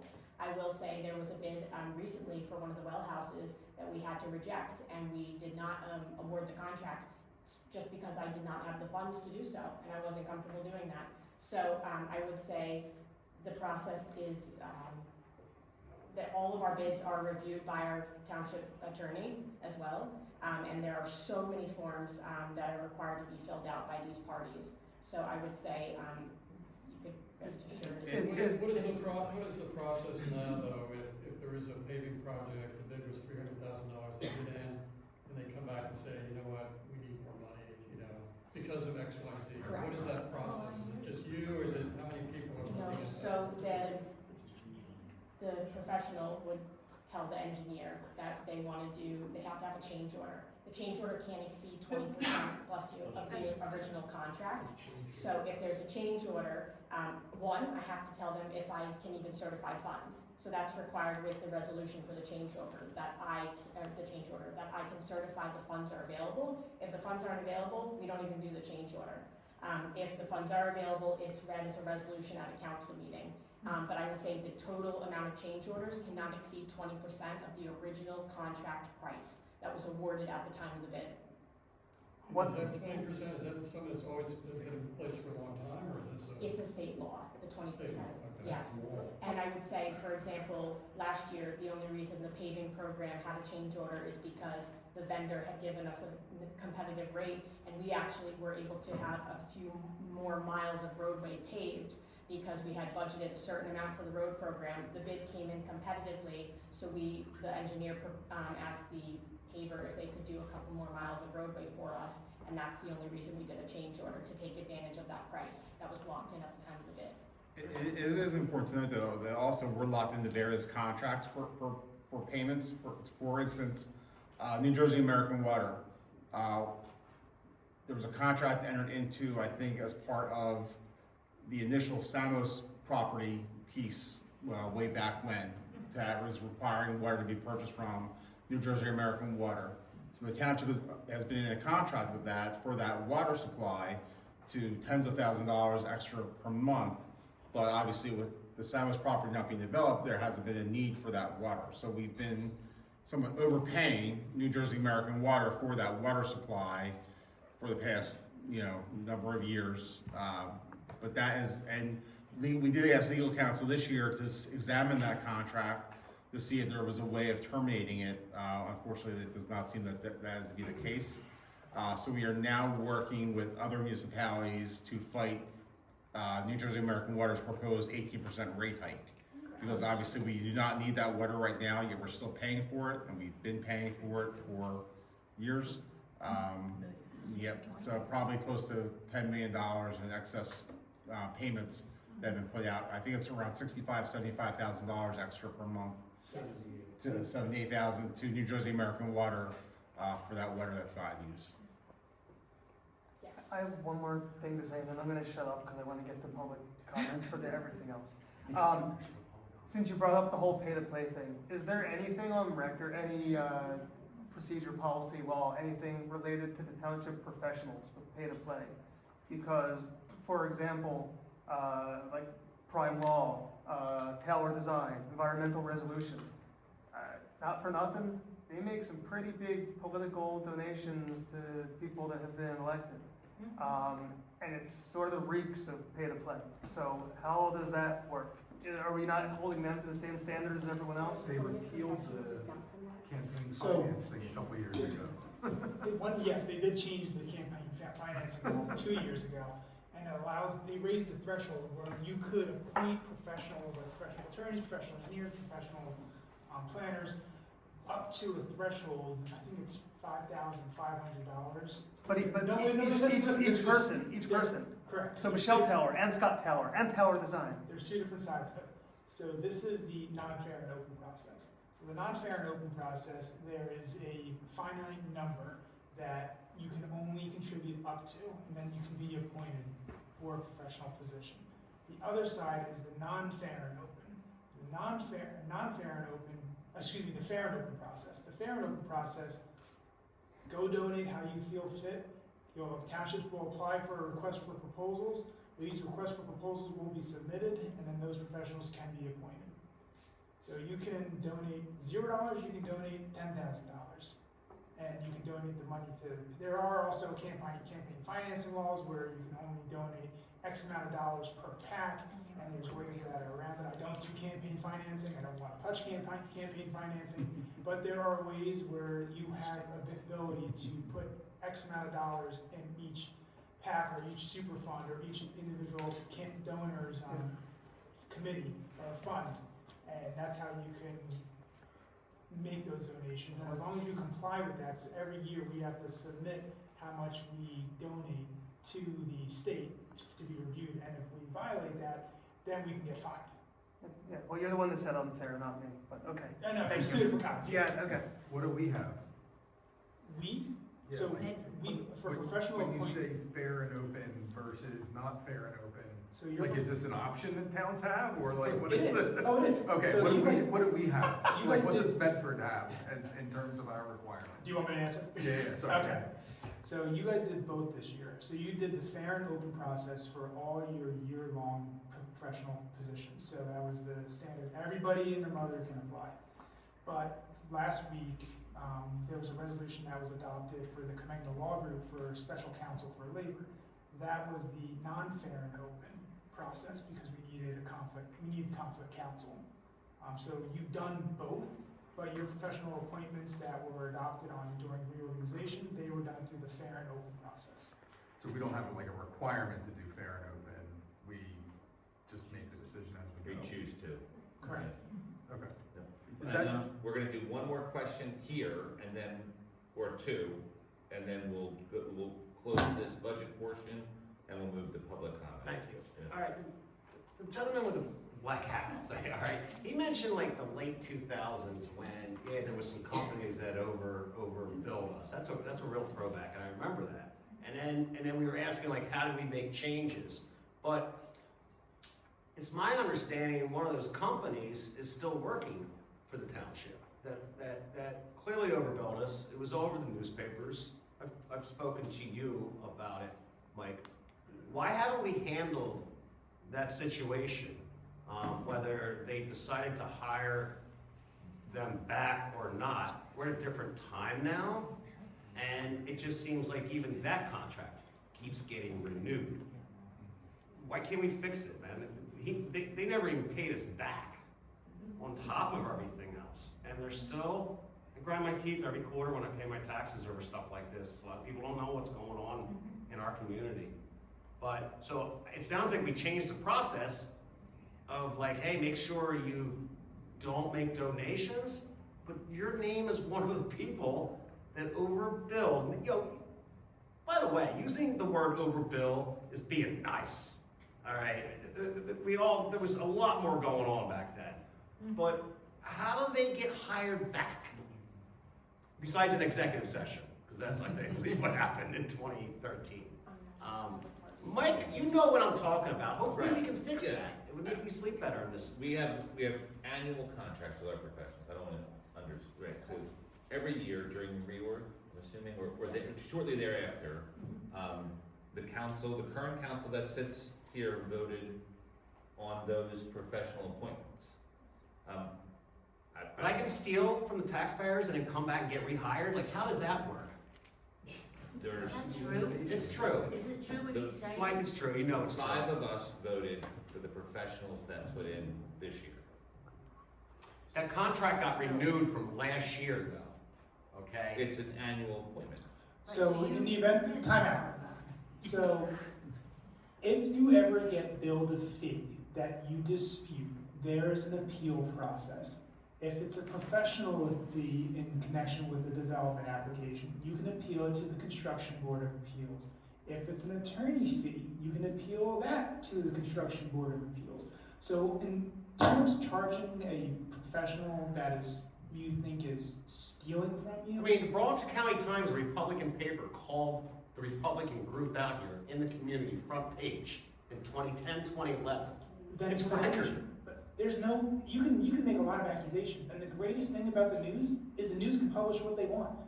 There's a thing called freedom of All right, speech. so what do I You gotta may do, be come wrong, up here and but actually have show that you right. the bills and discrepancy? Because, I mean, what this guy brought up over here really happened. It was a law firm, it was a repair shop, and it was a contractor.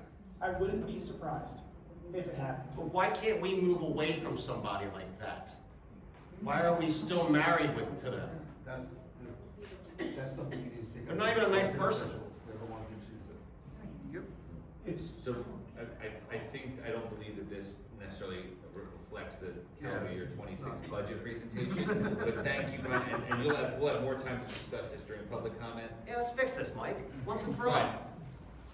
I think we're making strides every day. I do, So I have a budget presentation question. Thank you. Lindsay, phenomenal job. Thank you. Very good. Very good. Thanks for bearing with us. Unbelievable for bearing with us. She's gonna lock her office. So the municipal budget's 18 million, roughly 27, 27 million. So you're allowed to raise it 2%. So correct. that's 540,000.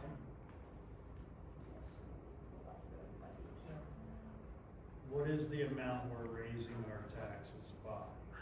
For the average homeowner, $105.20. Now, what's the total dollar amount?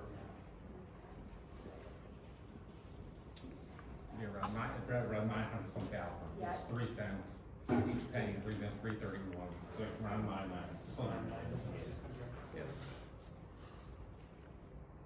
So the local purpose tax last year was 16.3 million, and it's going to 17.4, so. Okay, you're right bringing around it down by some of the surplus stuff. Good math, right? So it really comes down to, right, you can't change salaries, contractual, you can't keep cutting employees. So hopefully council just has to think outside the box Right. and come up with ideas. I'm not selling no cemetery. Okay? But if a cemetery generated $900,000 a year that came to the township's bottom line, you would not be in this situation today. Okay? Many years ago, I presented a plan to the township about purchasing a solar farm. That was 85 acres that generated many, many, many dollars every year. And then the township could have had that property to be used for redevelopment. Okay, township council didn't want to hear that one behind closed doors. So there's the Carnes boys, no problem. I love Brian and Dave better. Okay, no problem. I understand why you came out. It was a personal issue between the two of us, but you guys did the wrong thing with the cemetery that is. I've never met anybody rich from a cemetery, no offense. No problem. It took me a little while to figure out to crack the code how it works. Take care of it for So let eternity. me talk, Brian. You spoke enough, haven't you? Okay, now the cemetery's grown to 50 acres. 1,700 crypts, full-blown crematory. It was a 10-acre cemetery, wasn't even finished. The township made a bad mistake, but I'm okay. All right, but those are the things outside the box that the township forefathers, council, you put a committee together, these smart people in this room, don't include me, you can come up with some great ideas to generate revenue in your tax year, because that's the only way you could apply it to this tax year. And that's the only reason why the cemetery was a good situation back then. Not for sale, not interested in, but I'm just telling you, there are other ideas that you could come up with. Thank you very much for the comment, and Lindsay, just a final comment that I know you find some value in. So Evesham has, so we have a water utility, right? That would have been something called a cemetery utility. Yeah. Can you speak to the Evesham golf utility? Yeah. Losing money. So Evesham has a golf course and the golf range, so it's a golf utility. And they do, based on their financials, do very well. And they bring over $1 million into their regular budget from their golf utility. So I'm bringing in a measly $65,000 from our utility into the regular budget just because I'm not comfortable with touching too much of the surplus in utility. The golf utility at Evesham is doing phenomenally well, so they bring in over $1 million in their 26 budget just from their golf utility for user fees of the range, the golf course.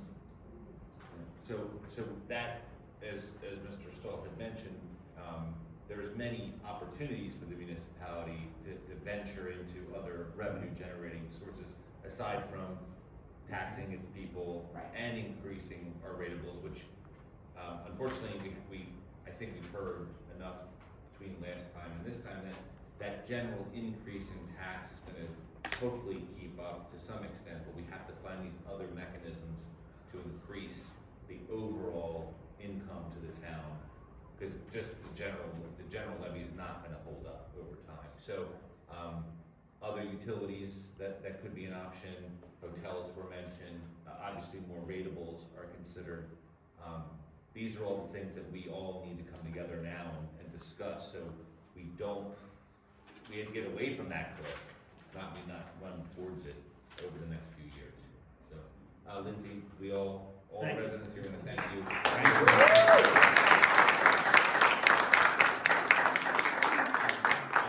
As Lindsay mentioned, not only this presentation through the live stream, but the first time you presented this will be available. It already is. It is available. As well as the physical presentation slides and the state budget sheets that get submitted to the state. And what are the, I should know this, but what are the other opportunities for us to engage with the budget? It's, So I would say, next council meeting, we can certainly answer more questions. And then, I would say, the public hearing and the vote to adopt is on May 19th. so we are looking for, the public's engagement today was great. We're looking for more of that, over the next few meetings here. But the process now falls to a first and second. And we'll include the question again on Facebook, if anyone has questions, to send them in, because not everyone can make it on the nights we're having it. Sorry, put you off my back. Since everyone can't make the meetings, we are gonna put it out on Facebook. I'll ask Jason again and the other sites that I know of to put the question and the link. It's also on the township website, so if anybody can't make it, click on that, put in your questions, and Lindsay will answer it. Thank you. All right, we'll continue that.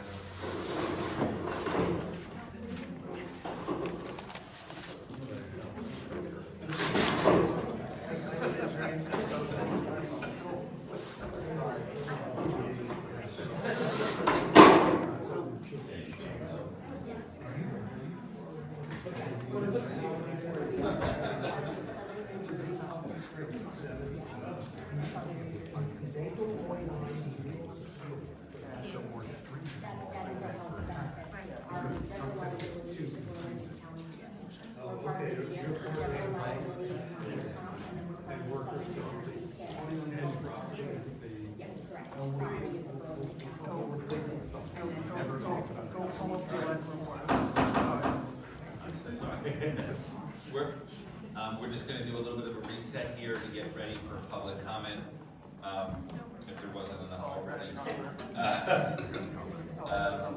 So while that's taking place, I just wanna again thank the folks that were here for engaging with us during this budget process. I hope I wasn't too rude for last year's budget presentation, but there was a lot of information given, and I think there was one person that spoke to last year's budget. The amount of engagement has been very encouraging for us. So now, the section that we're going to enter into is the standard public comment section. This will be limited to 5 minutes. It'll function, you can ask any questions you have. I'll ask Chief Dovey to keep the time, 1 minute warning. If you would like to speak, there's not that many people here, but feel free to either come up, or if I call you out of order, I apologize, but I do see Lewis's hand first. I'm sorry, Jason. You can go right ahead. Go ahead. Louis Lopez, Mohammed, resident in Canton, going to the state of New Jersey. The first question is, what is the status of Farm W, the property? That's all I want to know, what's the status there? Well, would you like to ask all your questions, and then I'll go back and answer them? Okay. And then the meeting before the last one, not before the last one. I just hear, the manager, being,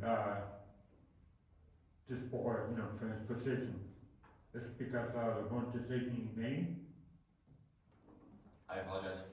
Was it a wrong decision he made? The reasons for his suspension were Yeah. listed in the resolution. He's permanent, right? So he's requested what's called a public hearing. So there's a resolution later on in tonight's agenda that is setting the public hearing and the hearing rules for April 28th.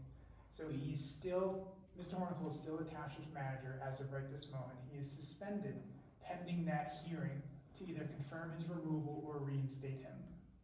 But what he did wrong were all memorialized by way of the resolution 76-2026. So it is, I don't have it in front of me, or I would read it to you and show it to you, but I don't have it. But it is all written on the document.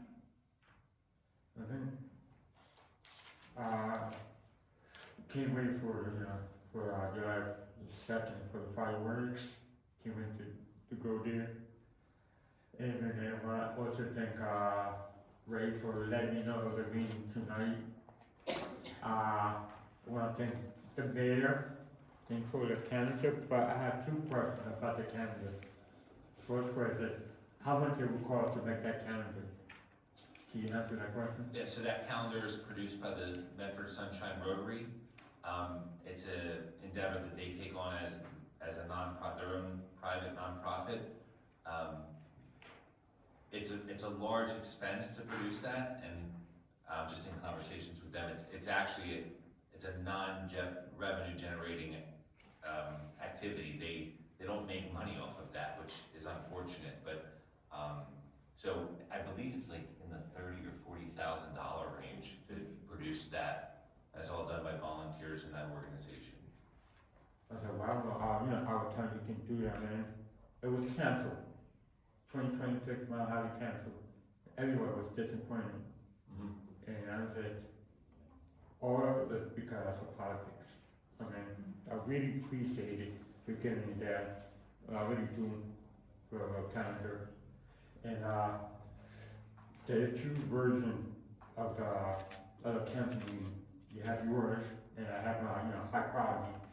It'll be uploaded as soon as I get to my house. People can have, view the two versions of it. I do not edit mine. I just add a content, upload it, and let everyone know what's going on in Bounty County. And you can see it, just search out two words. Louis Lopez Manhattan, that will come up the very first one. I do record every meeting in Bounty County, sometime Voorhees, and sometime, one time, the Bounty County meeting I went there once. And was totally, amazed. Thank you, having us guests. Thank you, Louis. So you would, I think the one that we need to just address is Flying W. So that's currently in. So they have shared, being D4, have shared their proposed redevelopment agreements. I received a copy of them today. We are reviewing the Flying W as well as the other three properties where you should hopefully have comments back quickly. Yeah. There was environmentals that restricted the density or the buildable land for Flying W. So they're renegotiating some of the terms of those plans, correct? They are doing environmental studies. This is just their general redevelopment plan, so that if it's approved, a redevelopment agreement, so that if it's approved, they can be designated as the redeveloper. Those are the fourth round sites. I think Correct. Louis is referring to the Flying W, which is the third round site. Correct. I wasn't in any agreement though, even though that came out today. But I think when I looked at it, it was just boilerplate language. I didn't see any other terms in there for offerings or anything like that. Just basically, just each of the agreements was just boilerplate language. Thank you. Jason?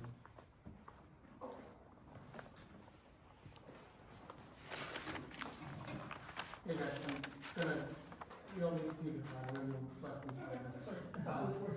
I'm tired. Anyway, I guess before I go, you guys went into executive session before. We know your name, but just for the record. Jason Klein. Yeah, perfect, thank you. Yeah, it's me, again. Are there any changes to any of the consent resolution stuff before I don't know what you guys discussed, obviously. Council is aware I'll be making a motion to address one of the items on the consent agenda. Okay, so I'm gonna keep going. I'm here tonight to respectfully but firmly request that you remove the consent agenda item appointing Brandon Umba as Township Manager and table it for a future meeting. Many residents came here tonight because they saw notice for a budget workshop. It was advertised as the sole purpose of this meeting. Yet, buried in the agenda is a consent item that would appoint a Township Manager, one of the most consequential decisions this council can make on behalf of the community. It's not a minor procedural matter. It's not something that belongs in the consent agenda. And it's certainly not something that should be slipped past residents who had no reason to expect it would be here tonight. Now let me explain why the appointment raises serious concerns that demands answers before a vote's taken. First, transparency. This council owes the public a clear record of the selection process. Who else was interviewed? What were the criteria used to evaluate the candidates? And why was Mr. Umba selected over the others? We have none of that, none.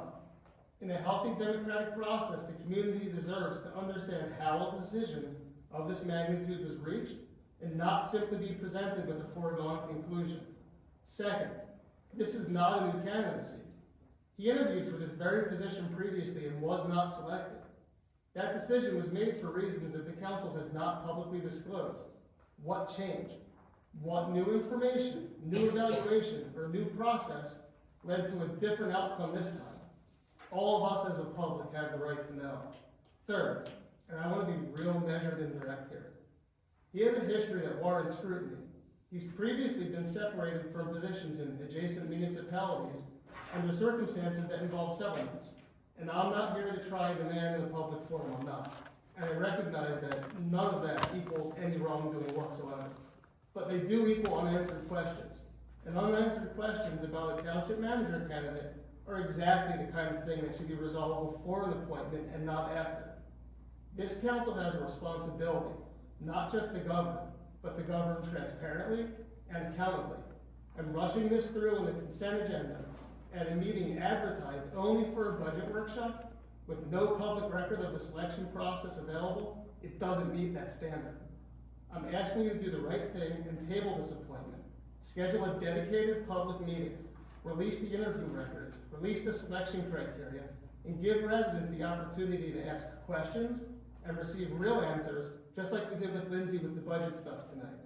If this appointment can withstand all of that scrutiny, it's going to be stronger for it, and the community's trust in this council will be stronger for it also.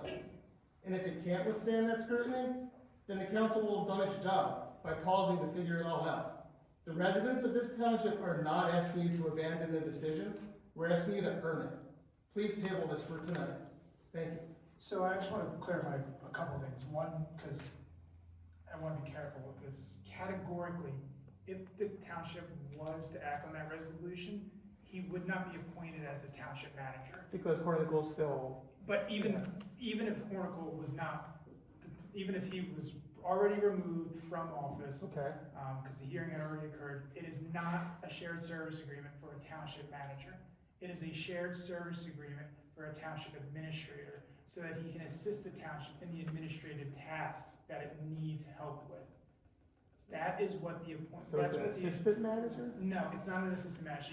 So let's talk about the Faulkner Act and what Medford is. So Medford is a township manager form of government. Correct. So your manager is your head administrative officer and your head executive officer the for the CEO. township. Correct. Yeah.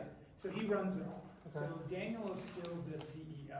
Okay. But the administrator is not, it would essentially be the vice president. So he's the guy that's there, and he's the one who's gonna run everything and ensure that everything runs smoothly. The But that's township may basically be- next one up when Hornicle, whoever knows what's gonna happen with the hearing, but if he's gone. Then the acting manager is still Mr. Dovey, Okay. until a manager is appointed by the town. Now, that is it. There, in the event that the township was inclined to hire a new township manager, they could go through that process. They could go through the receive qualifications, they could go through the interviewing process, but that's not what's being considered tonight.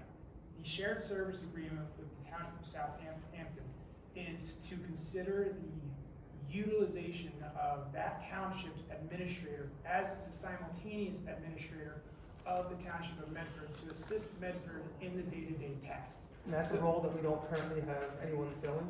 No. Mr. Dovey has received a crash course into it within the last. He was just as surprised as everyone else here when we appointed him. If you guys could have seen his face back. I was there, I saw Yeah, and I'll let you finish up, but I do have a comment. So that's it. I'm gonna use the word eviscerate the misconception that this resolution and this shared service agreement is for the appointment of a township manager, because unequivocally that is not what the township is doing in the event they acted in favor. I mean, the timing is a little sus, let's be honest, but. It's budget season too. There's a lot of things moving parts that need assistance with. And as Chief can definitely attest to, there's a lot of moving parts, and we need someone that understands how to support the administrative staff. Lindsay's department will get support, Public Works will, all the administrative functions of this town. We're looking to utilize Southampton's resources to fortify ours. That's what our current role is right now. We've unfortunately had a suspension and Chief has stepped up, but it's unfair for Chief to go at this without the support of a shared service. One-third job. Okay, now, And, I'm sorry. yeah, now, all the things on the consent agenda, they're not generally on, like, the E-code site with everything else until after you vote, right? So it's Yeah, kind that's of like, common practice here, kind of. They're left off of E-code until they're voted on. Typically, the answer is yes, as long as the agenda is what's required to be posted. well, it just, I don't know, it just seems a little opaque that, like, something's gonna be voted on, and it's more formality than anything, and like, nobody can see what's actually in it until after you bless it. So, I mean, I don't know, just more of a comment than anything. I can assure you that it's not a formality. Okay. You know, we've had robust conversations. I'm about sure this. you have. Okay, So, yeah, all right, that's it. thank you. Thank you.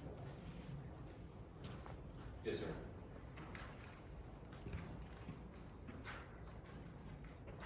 Tom Reddy, 272 Church Road, Medford. I also wanted to speak concerning the resolution that you have on the agenda tonight, 91-2026, with doing a joint thing with Southampton. I'm not in favor of that one bit. And the reason why is, I think the job is too involved for one person to do two municipalities.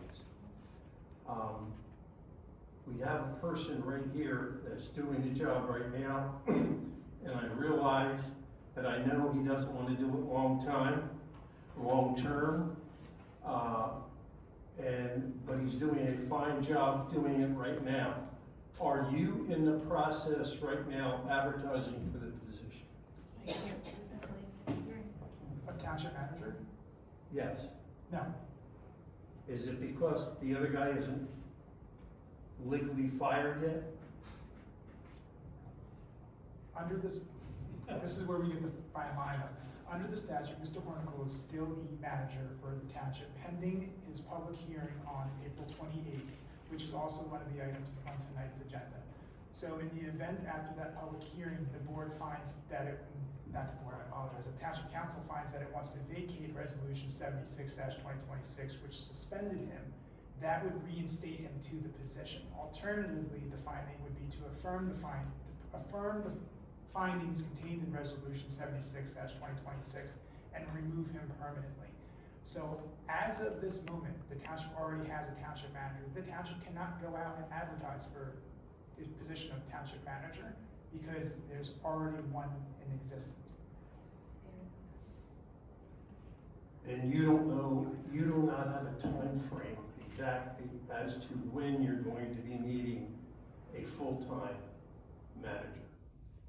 Correct, because as of this moment, Mr. Hornicle is still a So full-time. you're going to need a full-time interim, and even though this gentleman here, Chief Robert, is doing a fabulous job, I know he wants to get back to his regular job. There are an abundant amount of people that can probably serve as a full-time interim without doing a shared services, which would be not beneficial to Medford Township. There's plenty of people out there that would apply for it if you advertise for an interim position and you could get a qualified person.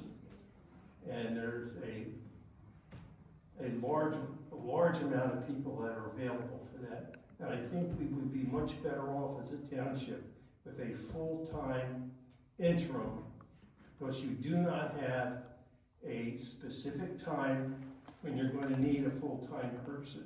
And they would benefit the township much more than a shared service. Thank you. Paul?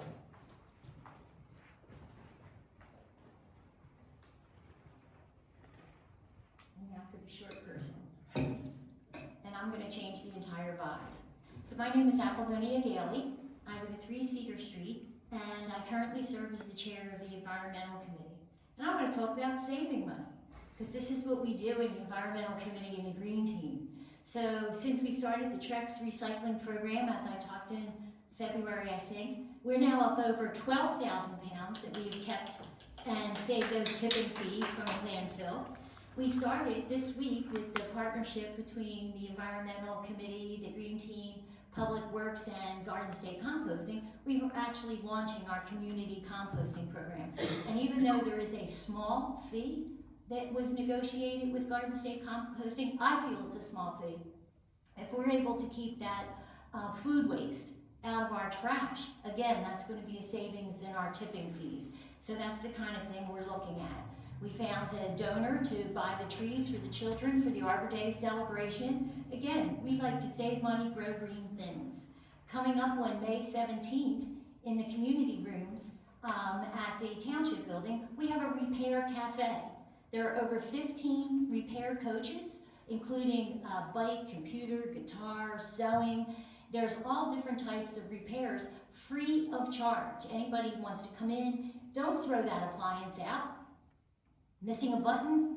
Bring it in. Bring in your jacket. Bring in your coat. Bring in that old guitar that needs to be restrung and tuned. And for no charge, they're going to have people there who will fix it. So I think that that's really important. The one thing that I think that's a little different this year for us, we usually have our Earth Day, our Arbor Day celebration at Freedom Park. The last 3 or 4 years, we've had snow, we've had rain, we've been shivering, we've been wet. We did not have a 90 degree like we did last week, a 90 degree day. So I requested that we move our event to June. And this year, we partner with the Women's Club of Medford, along with some others. We have a community yard sale that day. We're going to make it a little bigger than it was. We'll have some food truck and some vendors. And it's going to be June 6th at Freedom Park. So there are all those things, and I just continually would like to, the second Tuesday of the month regularly, our Environmental Committee meets at the Township building. It's open to the public. Thank our liaison, Deputy Mayor Voorhees, and I just, the partnership continues, and I think that that's an important thing, is we look at not what is not available to us, but what can we do?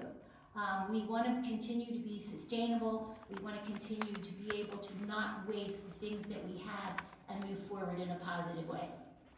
So thanks. Thank you. Well, what time on June 6th? So, What we're time? making it a little longer this year. It's going to be from 8 until 2. Perfect. Yes, so it's going to be, and I'll have lots of flyers. I'll be nagging everybody, so thank you. Perfect. I'm sorry, one more, just while can I ask you, so your Arbor Day festivities with the schools? So this Friday from 10 until usually 11:30ish will be at Taunton Forge Elementary School. It is open to the public. The children every year put together a program, so even I will be surprised. I kind of shanghaied Mike last year. He just came to visit and I made him speak. Yeah. It was good to be in charge Yes. a little bit. So, but it is really nice because the kids, they'll do art, music, poetry, and they talk about what it is. Medford Lee's donates a tree that we will plant on the school grounds. And this year we were all laughing out in the parking lot tonight, You worry about deals in the parking lot? Well, we had a tree deal going on. And this year we have more mature saplings for the kids to plant. We have red oak and we have white oak. So each of the 3rd graders at Taunton Forge Elementary School, which I'm really happy because that's my grandchildren's school, will get a tree to take home to plant and to plant at their homes. So I'll see you Friday. You coming, Mike? I'll be there. Thank you so Thank much. you. Thank you. Thank you. Sir?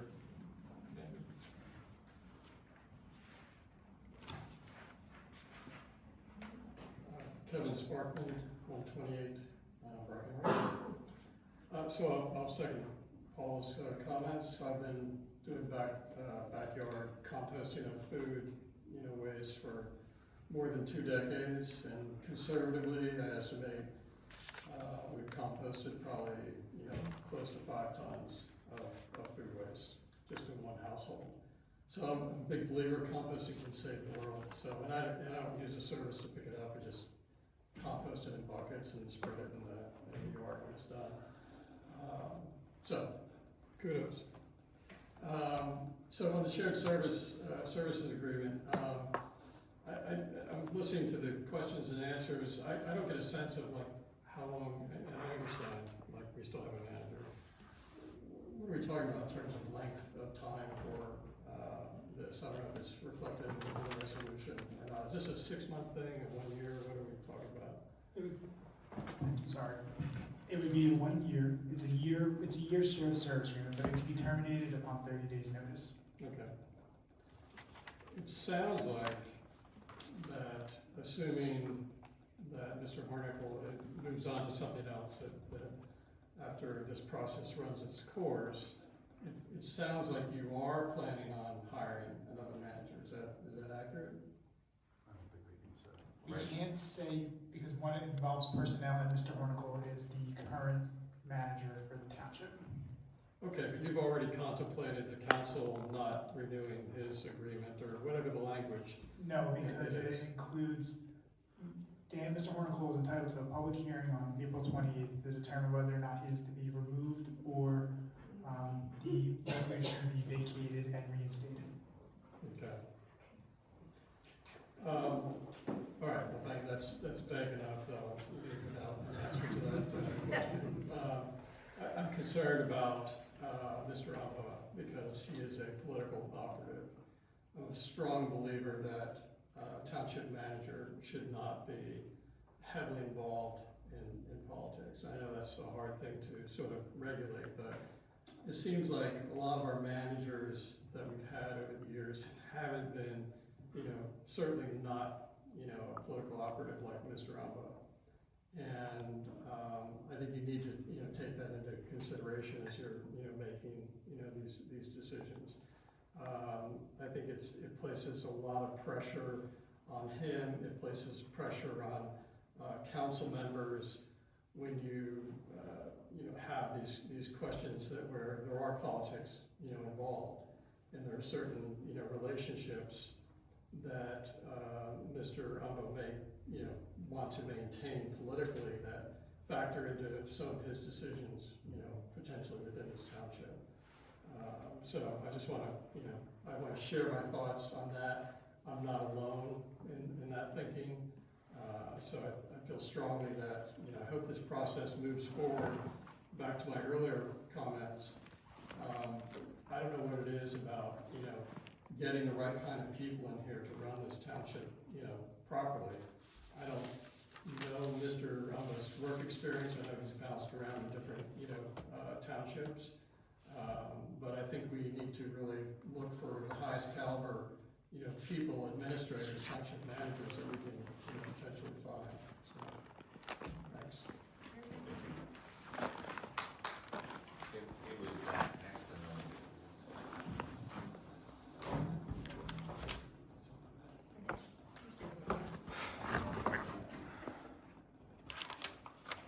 Zach Wilson, 51 North Main Street. I also would like to just kind of point out and chastise you guys a little bit about putting this in the consent agenda resolution. You may view it as a minor change to bring in an administrator to help out with tasks. However, there are quite a few tasks that an administrator traditionally fills that it would be under the purview of the township manager. And I think that it's a big enough decision where this should have been advertised ahead of time. This is something I would have expected from the previous council, not from you guys. I'm chastising you for that openly. I think you should have made a better play than that. That said, I would really like to understand the speed with which this has been put forward, along with the decision that it should be Southampton and Brandon Umba as the recipient of the shared services agreement. This town very recently rejected leadership from Brandon Umba at the state legislature level. In fact, he was the 4th vote getter. So we said, of all 4 people running here, we do not want Brandon Umba leading us. And you're about to enter into a shared services agreement that gives him considerable control over Medford. And we said we don't want that. So I think that this is, in a way, going against a very recent referendum on whether he should move in the this direction. So I'd like to understand the reasons that we're moving in this direction, why we settled on Southampton and Brandon-Umba, why are we not moving in the direction of a temporary appointment of a temporary professional like we did when we were searching for a new town manager. I am sure that there are temporary town administrators that you can get. I'd like to know why we're not going that route instead, why we are settling on the shared services with Southampton. I'd also, without sounding conspiratorial, but understanding that I can't, I would love to get assurances from all of the council, but especially our Republican members, that this agreement, this situation did not come about in unofficial conversations during Republican club meetings. I think that that is a danger of looking to have somebody like Brandon Umba fill these positions, is that those are going to be natural questions that the town comes up with, and I don't know that you could possibly give enough assurances that it's not the reason. So I'd love the assurance of an open, on-the-record statement from every member that this decision was made amongst the five of you in official capacity and not in backroom dealings outside of council. I would have to say that it couldn't be all five of us together because we're not allowed to talk. So Understood. just one cover. So it was often, I call it the telephone game. I'm sure it's got an official pre-title. Avoid the sunshine game. Yes. Yes. So for me, it was always one-on-one conversations, and I had no problem putting on the record, I forgot your words, but on the record. No, I don't go to Republican club meetings. I think I've been to two, one to introduce myself and one for something else. I mean, they nominated you as the candidate, so they have to know That's who you what I was are. at. So. I think I should introduce myself, and one, like, maybe when I got elected, it's just a night of the week that I can't make for work. Which, to your point, I could not have discussed at a Republican club meeting, discussed it individually, with different folks. And you're confirming that you didn't discuss it outside of Republican club meetings with non-council members? No, Okay. I definitely did not. Okay. Mike? Sorry, that was. Soon, I think the very first Republican club meeting I ever went to was when I had been nominated to be their candidate.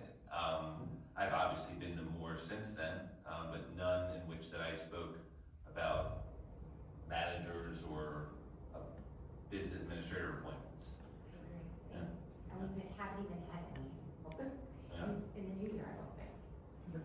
Good point. Yeah. There hasn't And even been again, any. I understand that these conversations don't have to always happen inside the club setting, and so I would ask that in relation to the Republican club itself, outside of your role as official council members around making this move, because I gotta tell you, it smacks, whether or not it is backroom dealings, it smacks of backroom We didn't dealings. even vote yet. I understand you didn't vote, but the fact that this has come up in this way, I think it's, I'll definitely say this on the record. There was many options discussed. Southampton came to us as an option. who in Southampton? The mayor spoke to me when we proceeded with give me the right words for David. With the adoption of the preliminary resolution of removal. So it was an action all five of us chose to take. Shortly thereafter, the mayor of Southampton contacted me and said we would be interested in entertaining a shared service with you for administrative support. Correct. And that was one of the options put on the table. There were other townships that asked to remain nameless, but they were much more expensive. And I think cost is a big factor for us. You mentioned, like a third-party vendor. Those services have a high cost threshold to them as well.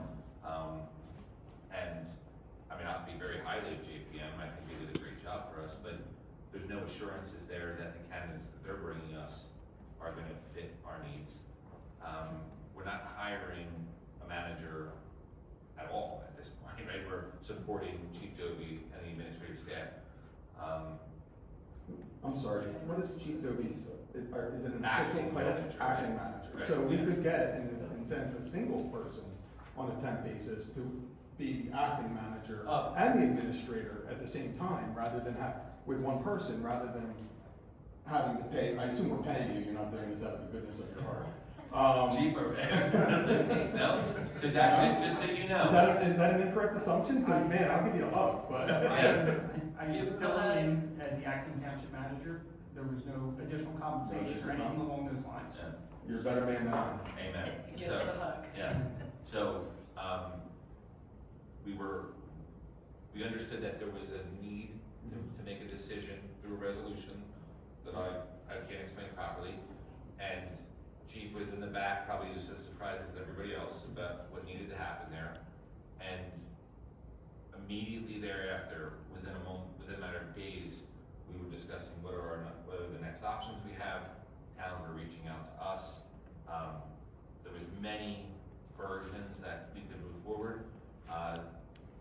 This is one that, clearly it's on the consent agenda, at least has enough merit to be voted on today. I think for me, one of the keys too is that when you let a manager go in New Jersey, I'm trying to pick on my words very carefully, you have to give them a 3-month severance package. With a shared service, if after 30 days we don't like you, no more 3 months. Understood, but an administrator is not a permanent solution. No, and this is not meant to be Okay. permanent. Right. So I'd say. Listen, I get the shared services. I think that I appreciate the answers to the question. I'm not sure that there's enough, whether you're convincing me or not, I don't think that there's enough reassurances you can give the public that this wasn't some type of shady deal. Also, however, I will point back to the fact that this particular candidate was rejected previously for a role similar to this, and in fact, to do some of this job. And you have very clear information from the voters that we don't want this person's leadership. And you're choosing to go that route. So I'm just pointing out the fact that this is a very clear step that goes against the voters' wishes. So that's all. Thank you. Mary?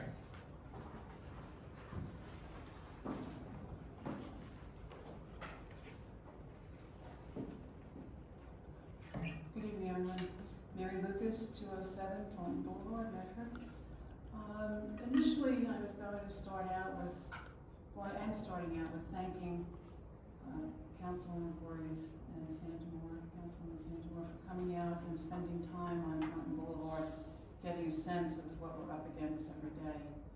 And we also found out there's an additional monitoring device that's been put up, which we don't have the results yet. But we have a feeling that it may not work in our favor because more cars at the higher rate, it's not going to give us that differential that we really need to lower the speed limit. But we're still asking for that. And we're still adamant that we have to have that. And we're still adamant about the weight restrictions because it's just, you could see just by what you observed the other day how difficult it is. It's just beyond the beyond now, and it's increased greatly, especially with the trucks. So I'm here again on that particular issue, and that we did reach out to Representative N.J.S.A the other day and met with him, and he's interested in at least supporting a letter to the county on our behalf that we, it's at the county level right now, and we're really not getting the support that we need with this issue. So really adamant about that. And once we get the next monitoring report, we'll bring the results to council. I'm also, just in light of the recent discussions, I had the same question myself, that I thought that resolution was premature, that it was something that we were kind of blindsided, the people not understanding it, number one, and number two, that if we were to do shared services, I've been in Medford 37 years now, and years ago they tried to do shared services with Medford Township on real services such as trash and things like that, where people would actually have come out ahead in their taxes. But Medford Lakes decided to stay independent.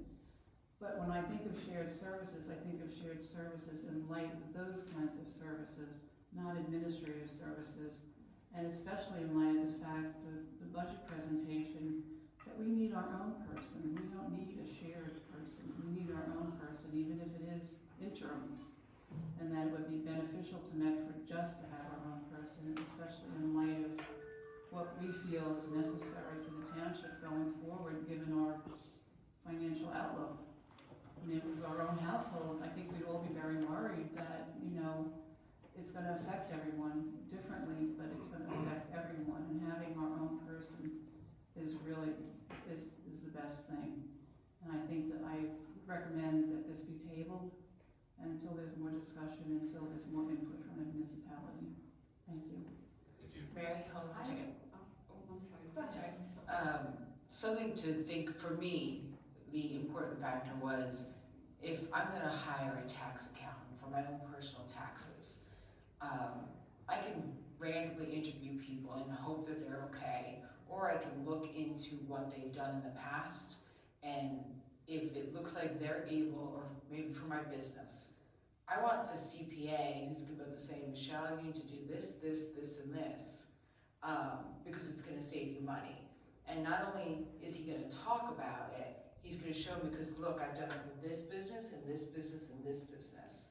So if I can find somebody who is cheaper than the previous guy and has proven that he can save the money and make the money, then for me, that's the guy I'm gonna hire. So if you could take that same analogy, that's what I was looking for in an administrator. Someone who's proven they've made money.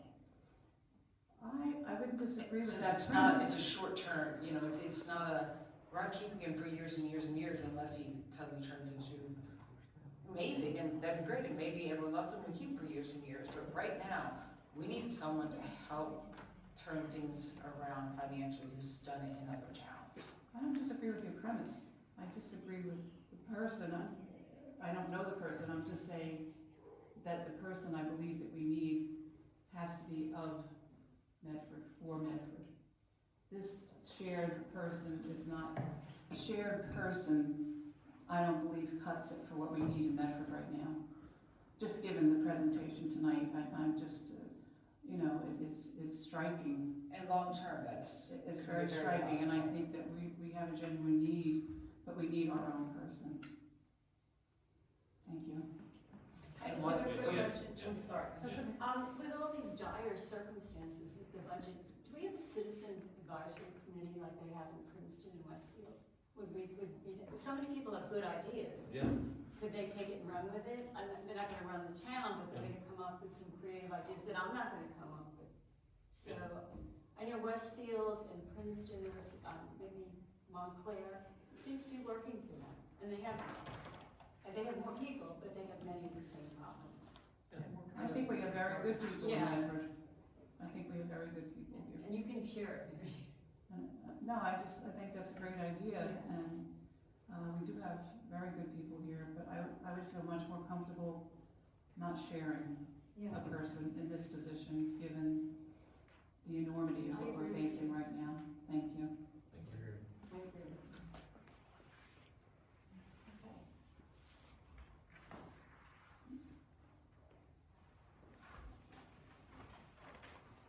Mary Ann Holman. And I'm gonna apologize, my health is getting to me today, so if I'm not real clear, I apologize. Mr. Doty, how many hours a week do you work on township matter, under the manager situation?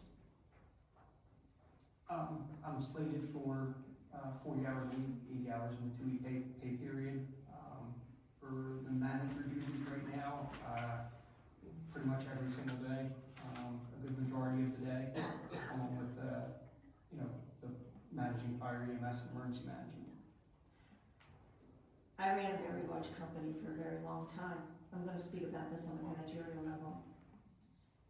This town is facing some of the most intense amount of work that's gonna be put before this council and this town and the citizens of this town in the next few months. You're talking about a part-time person that is not gonna be able, unless you're gonna move them into a full-time position. And that's the only reason to do this. To be able to handle the amount of work that's coming. I looked up Mr. Doby's life in the township. 5 seconds of your time? Sure. That gentleman that we're all speaking of has been 100% clear. He is not leaving Southampton. So it is not a move to steal him from Southampton to put him in Medford. So I'm gonna be clearer then. Like I said, I'm having a little health situation going on. Mr. Doby's got 24 years and 10 months experience with the town right now. So he's interacting with all the moving parts, all the people. He knows who's on first. He knows everything. You have a situation going on where you're going to come into a situation on April 28th that could go one way or another. We don't know yet. I'm still trying to figure out the timing of all this. The individual that's being done, it feels like deja vu all over again. And it's not just my voice, it's multiple voices, it's things that you're hearing. It's not clear why you're doing this now. This is premature, and to put it in a consent agenda is an insult. So there are many intelligent people here, and they've all said the same thing, yet the feedback is, we know. It's not about saving dollars, it's about saving the town. Right? So, you know, you get what you pay for. This needs to be set aside for a couple of weeks. It needs to be decided. You guys gotta find somebody permanent that can take on the job of what's coming ahead. After running multiple $1 million budgets for a long time, you guys are in trouble. And, you know, to have a part-time person, even in the interim, is not wise at all. It's not, I don't even think it's been advertised. It seems like somebody approached you, you decided to accept it. Oh yeah, great idea, we'll save a few $1,000s. It's not a good idea. I'm not gonna get into the politics of the politics, but it's evident. It's not going away. So it needs to come out of this consent agenda. It needs to be postponed for a couple of weeks. I'm not getting into the politics of it. I've said it 1,000 times. I really don't like politics. I'm worried about the town. That's what I'm worried about, seriously. And a lot can happen in a short period of time to turn this town upside down. So my vote's for Mr. Doby to pay him extra, because I bet you he's working more than 40 hours a week. He should be compensated. I mean, it's not usually like me to say go spend more money, but you already have somebody competent in your position. And he does it graciously, really. I know, but what I I'm appreciate saying, that very much, and he listens. So- and he's competent, and he knows all the heads, the department heads, he knows what's happened here for years. Why are you pivoting? It doesn't make any sense. I'll answer your questions. There's a lot of things that are about to happen over the next 2 to 4 months, right? A lot. It's an understatement. Right. So, and Chief Doby's doing an amazing job. I think you can all agree that he's doing a phenomenal job. We're trying to provide him immediate support through this shared service. That's our goal. And we all agree, Chief Doby's doing a great job.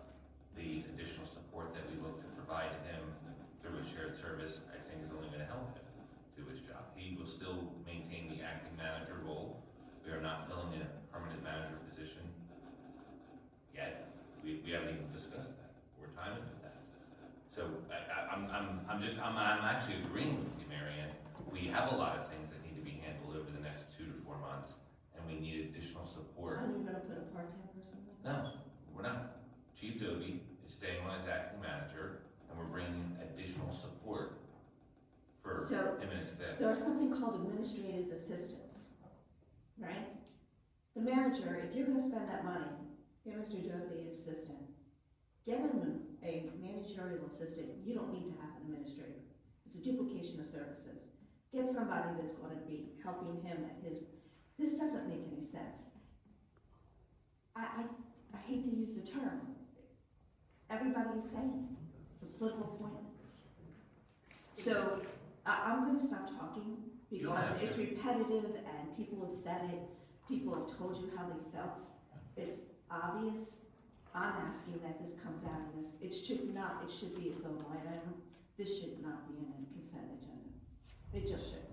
It's too important to be just voted on tonight. It should be tabled. Thank you.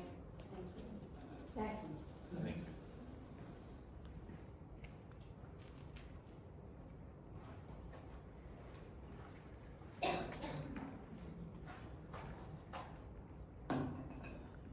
Earl Stoll, 26 Fostertown Road.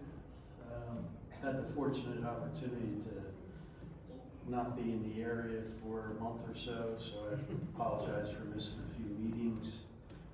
But it's interesting that Mr. Varga and I crossed paths about a year and a half ago, I think it was, about a year ago. And it wasn't the finest of meetings, but he's very knowledgeable and he did his job. And because of that, I just want to clear the record because there's been some vilification of a national home builder because they have 3 of the projects, maybe 4, I guess, the Flying W. But I just want to go on the record because of what happened with Mr. Varga and I back about 14 months ago when I presented a plan in front of the staff meeting for 14 homes on a cul-de-sac and a cemetery expansion into 80 acres. This gentleman did the right thing and said cemeteries can't be used as a form of open space. So I folded up my papers, all the information that I had there with my professional, and I walked out of that staff meeting. The first call I made at that time was to the then township manager, and I asked that township manager if my property could be considered as a property in need of redevelopment, because I want to make my property part of the 171 obligation that this township had. So you didn't do anything wrong. I credit you for doing the right thing, but that's how the Camp EFS stall property came to fruition, where that's going to meet some of the affordable housing. Because I couldn't expand the cemetery and do a 14-home subdivision with actually Mr. Prakachi. Fast forward a little bit or rewind a little bit. I've been in the township now for 39 years. Came here in 1987. Okay, I've met Mr. Trollinger. I've known Mr. Trollinger for 40 years, 39 years. Mr. Trollinger was going a different route with his property. Mr. Trollinger was going to do public storage. I said, Bob, I said, your father and your mother have passed. Been a friend of the Trollingers for many, many years. I asked Bob to bring his property into meeting the obligation of the township. It was me. It wasn't D.R. Horton. It was Earl Stoll. Fast forward a little bit further when I understood and figured out through the way I do things and problem solve that the Lafferty property was another property that was having problems between the contract purchaser and the property owner. Guess who was there? Earl Stoll. I know Mr. Molyneux, I know Rick, I know Liz, I've known him for 39 years. He's had a few health problems. I asked his property. Okay, I'm the one responsible for those 3 projects. Not anyone else. It wasn't D.R. Horton. I'm the contract buyer of Rick's Auto Body. I'm the owner of Camp EFS, which is adjacent to the cemetery, adjacent to the corner of Church and Fostertown Road by Mr. Rendy and Mrs. Rendy's property. I'm solely responsible for it. Now to the most important part, okay? I had national home builders come to my doorstep. I didn't meet with certain ones personally. I met with Lennar, I met with Pulte, I met with D.R. Horton. I chose D.R. Horton because that man believes in this town. Ray, Bethany, Mike, Michelle, Catherine.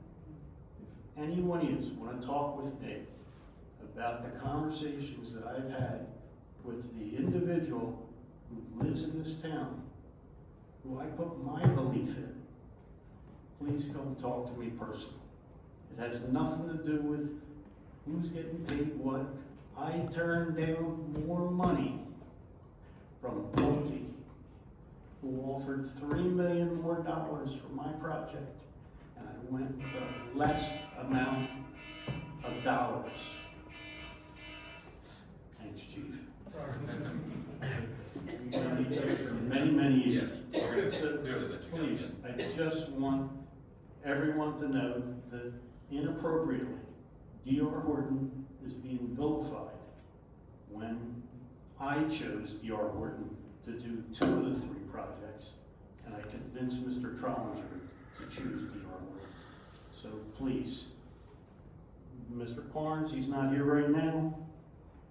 D.R. Horton is a good builder. I chose them because that individual lives in this town and he cares about this town. And I hope everything goes all right with all that. Thank you, Mr. Stoll.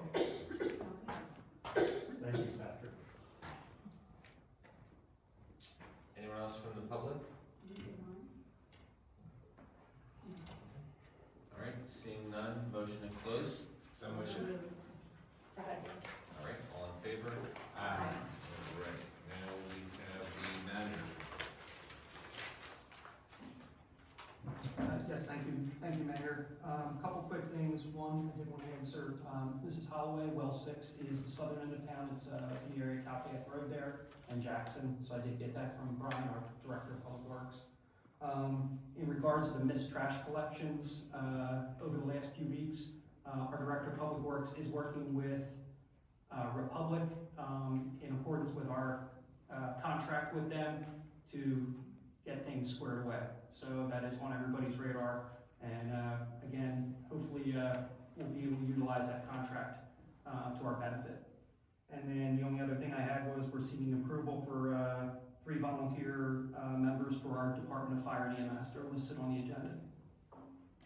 Great. Chief, thank you again for everything you're doing.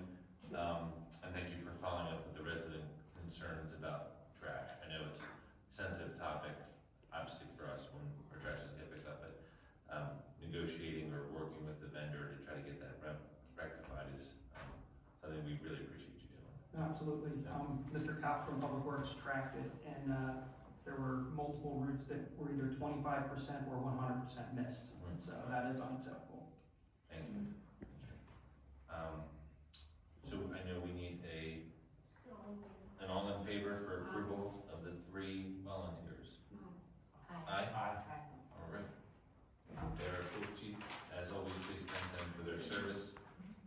All right, and there's no clerk's report this evening. We will now move to the bill list. We have a bill list from April 10th, 2026 and April 17th, 2026. Are there any questions on the bill list? No? Okay, seeing none. Motion to approve. So moved. Second. Okay.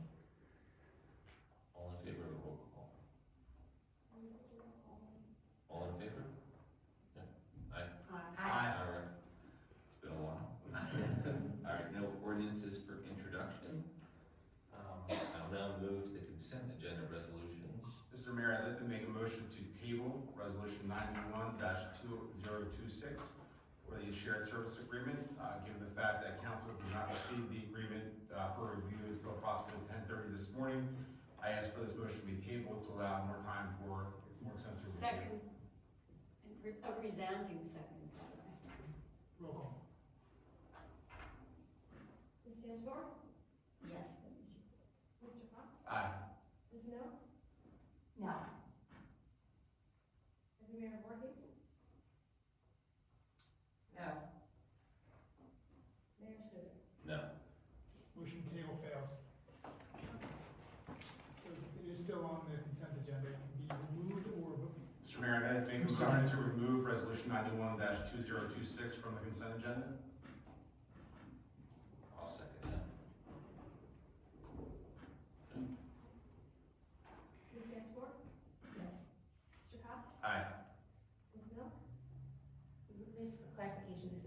discussion to remove off the consent agenda? So we Move to can- standard. Okay, yes. Mayor Voorhees, Aye. Mayor Sisson. Okay, so resolution 91 has been removed from the consent agenda. That will move down to, forgive me, I believe it's section 8 resolutions. And that will be read separate. Correct, Mr. Mayor. All right, so at this point, I will read the remaining consent agenda resolutions. Correct. Okay. Resolution 89, 2026, governing body certification of compliance with the United States Equal Employment Opportunity Commission, enforcement guidance on the consideration of arrest and conviction records and employment decisions under Title VII of the Civil Rights Act of 1964. Then Resolution 90, 2026, setting hearing date for the removal of the municipal manager pursuant to N.J.S.A. 40:69A-93 and establishing rules of procedure. We're gonna then go Resolution 92, 2026, self-examination of 2026 budget. Do I have a motion to approve the 3 consent agenda resolutions? Motion for resolution 89, 90, and 92-2026. I'll second that. Ms. Sanchmore? Yes. Mr. Cox? Aye. Ms. Mill? Aye. Deputy Mayor Voorhees, Aye. Mayor Sisson. Aye. All right, now we'll move to Resolution 93, 2026, introduction of the 2026 municipal budget. So we are voting only on approval of this resolution. Correct, introducing it. Right, we're introducing the budget, and correct me if I'm wrong, Lindsay, with this motion, if it's approved, well, it's a 28-day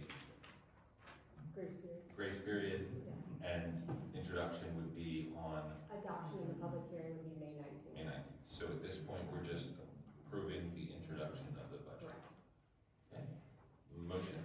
So moved. Second. Okay. Ms. Sanchmore? Yes. Mr. Cox? With concern, yes. Yeah, me too. Ms. Mill? Aye. Deputy Mayor Voorhees, Aye. Mayor Sisson. Aye. Okay, resolution passed.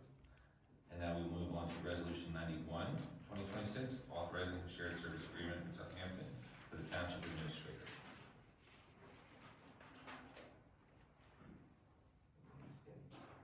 We will need a motion. You do need a motion and And a a second, second. and then roll call.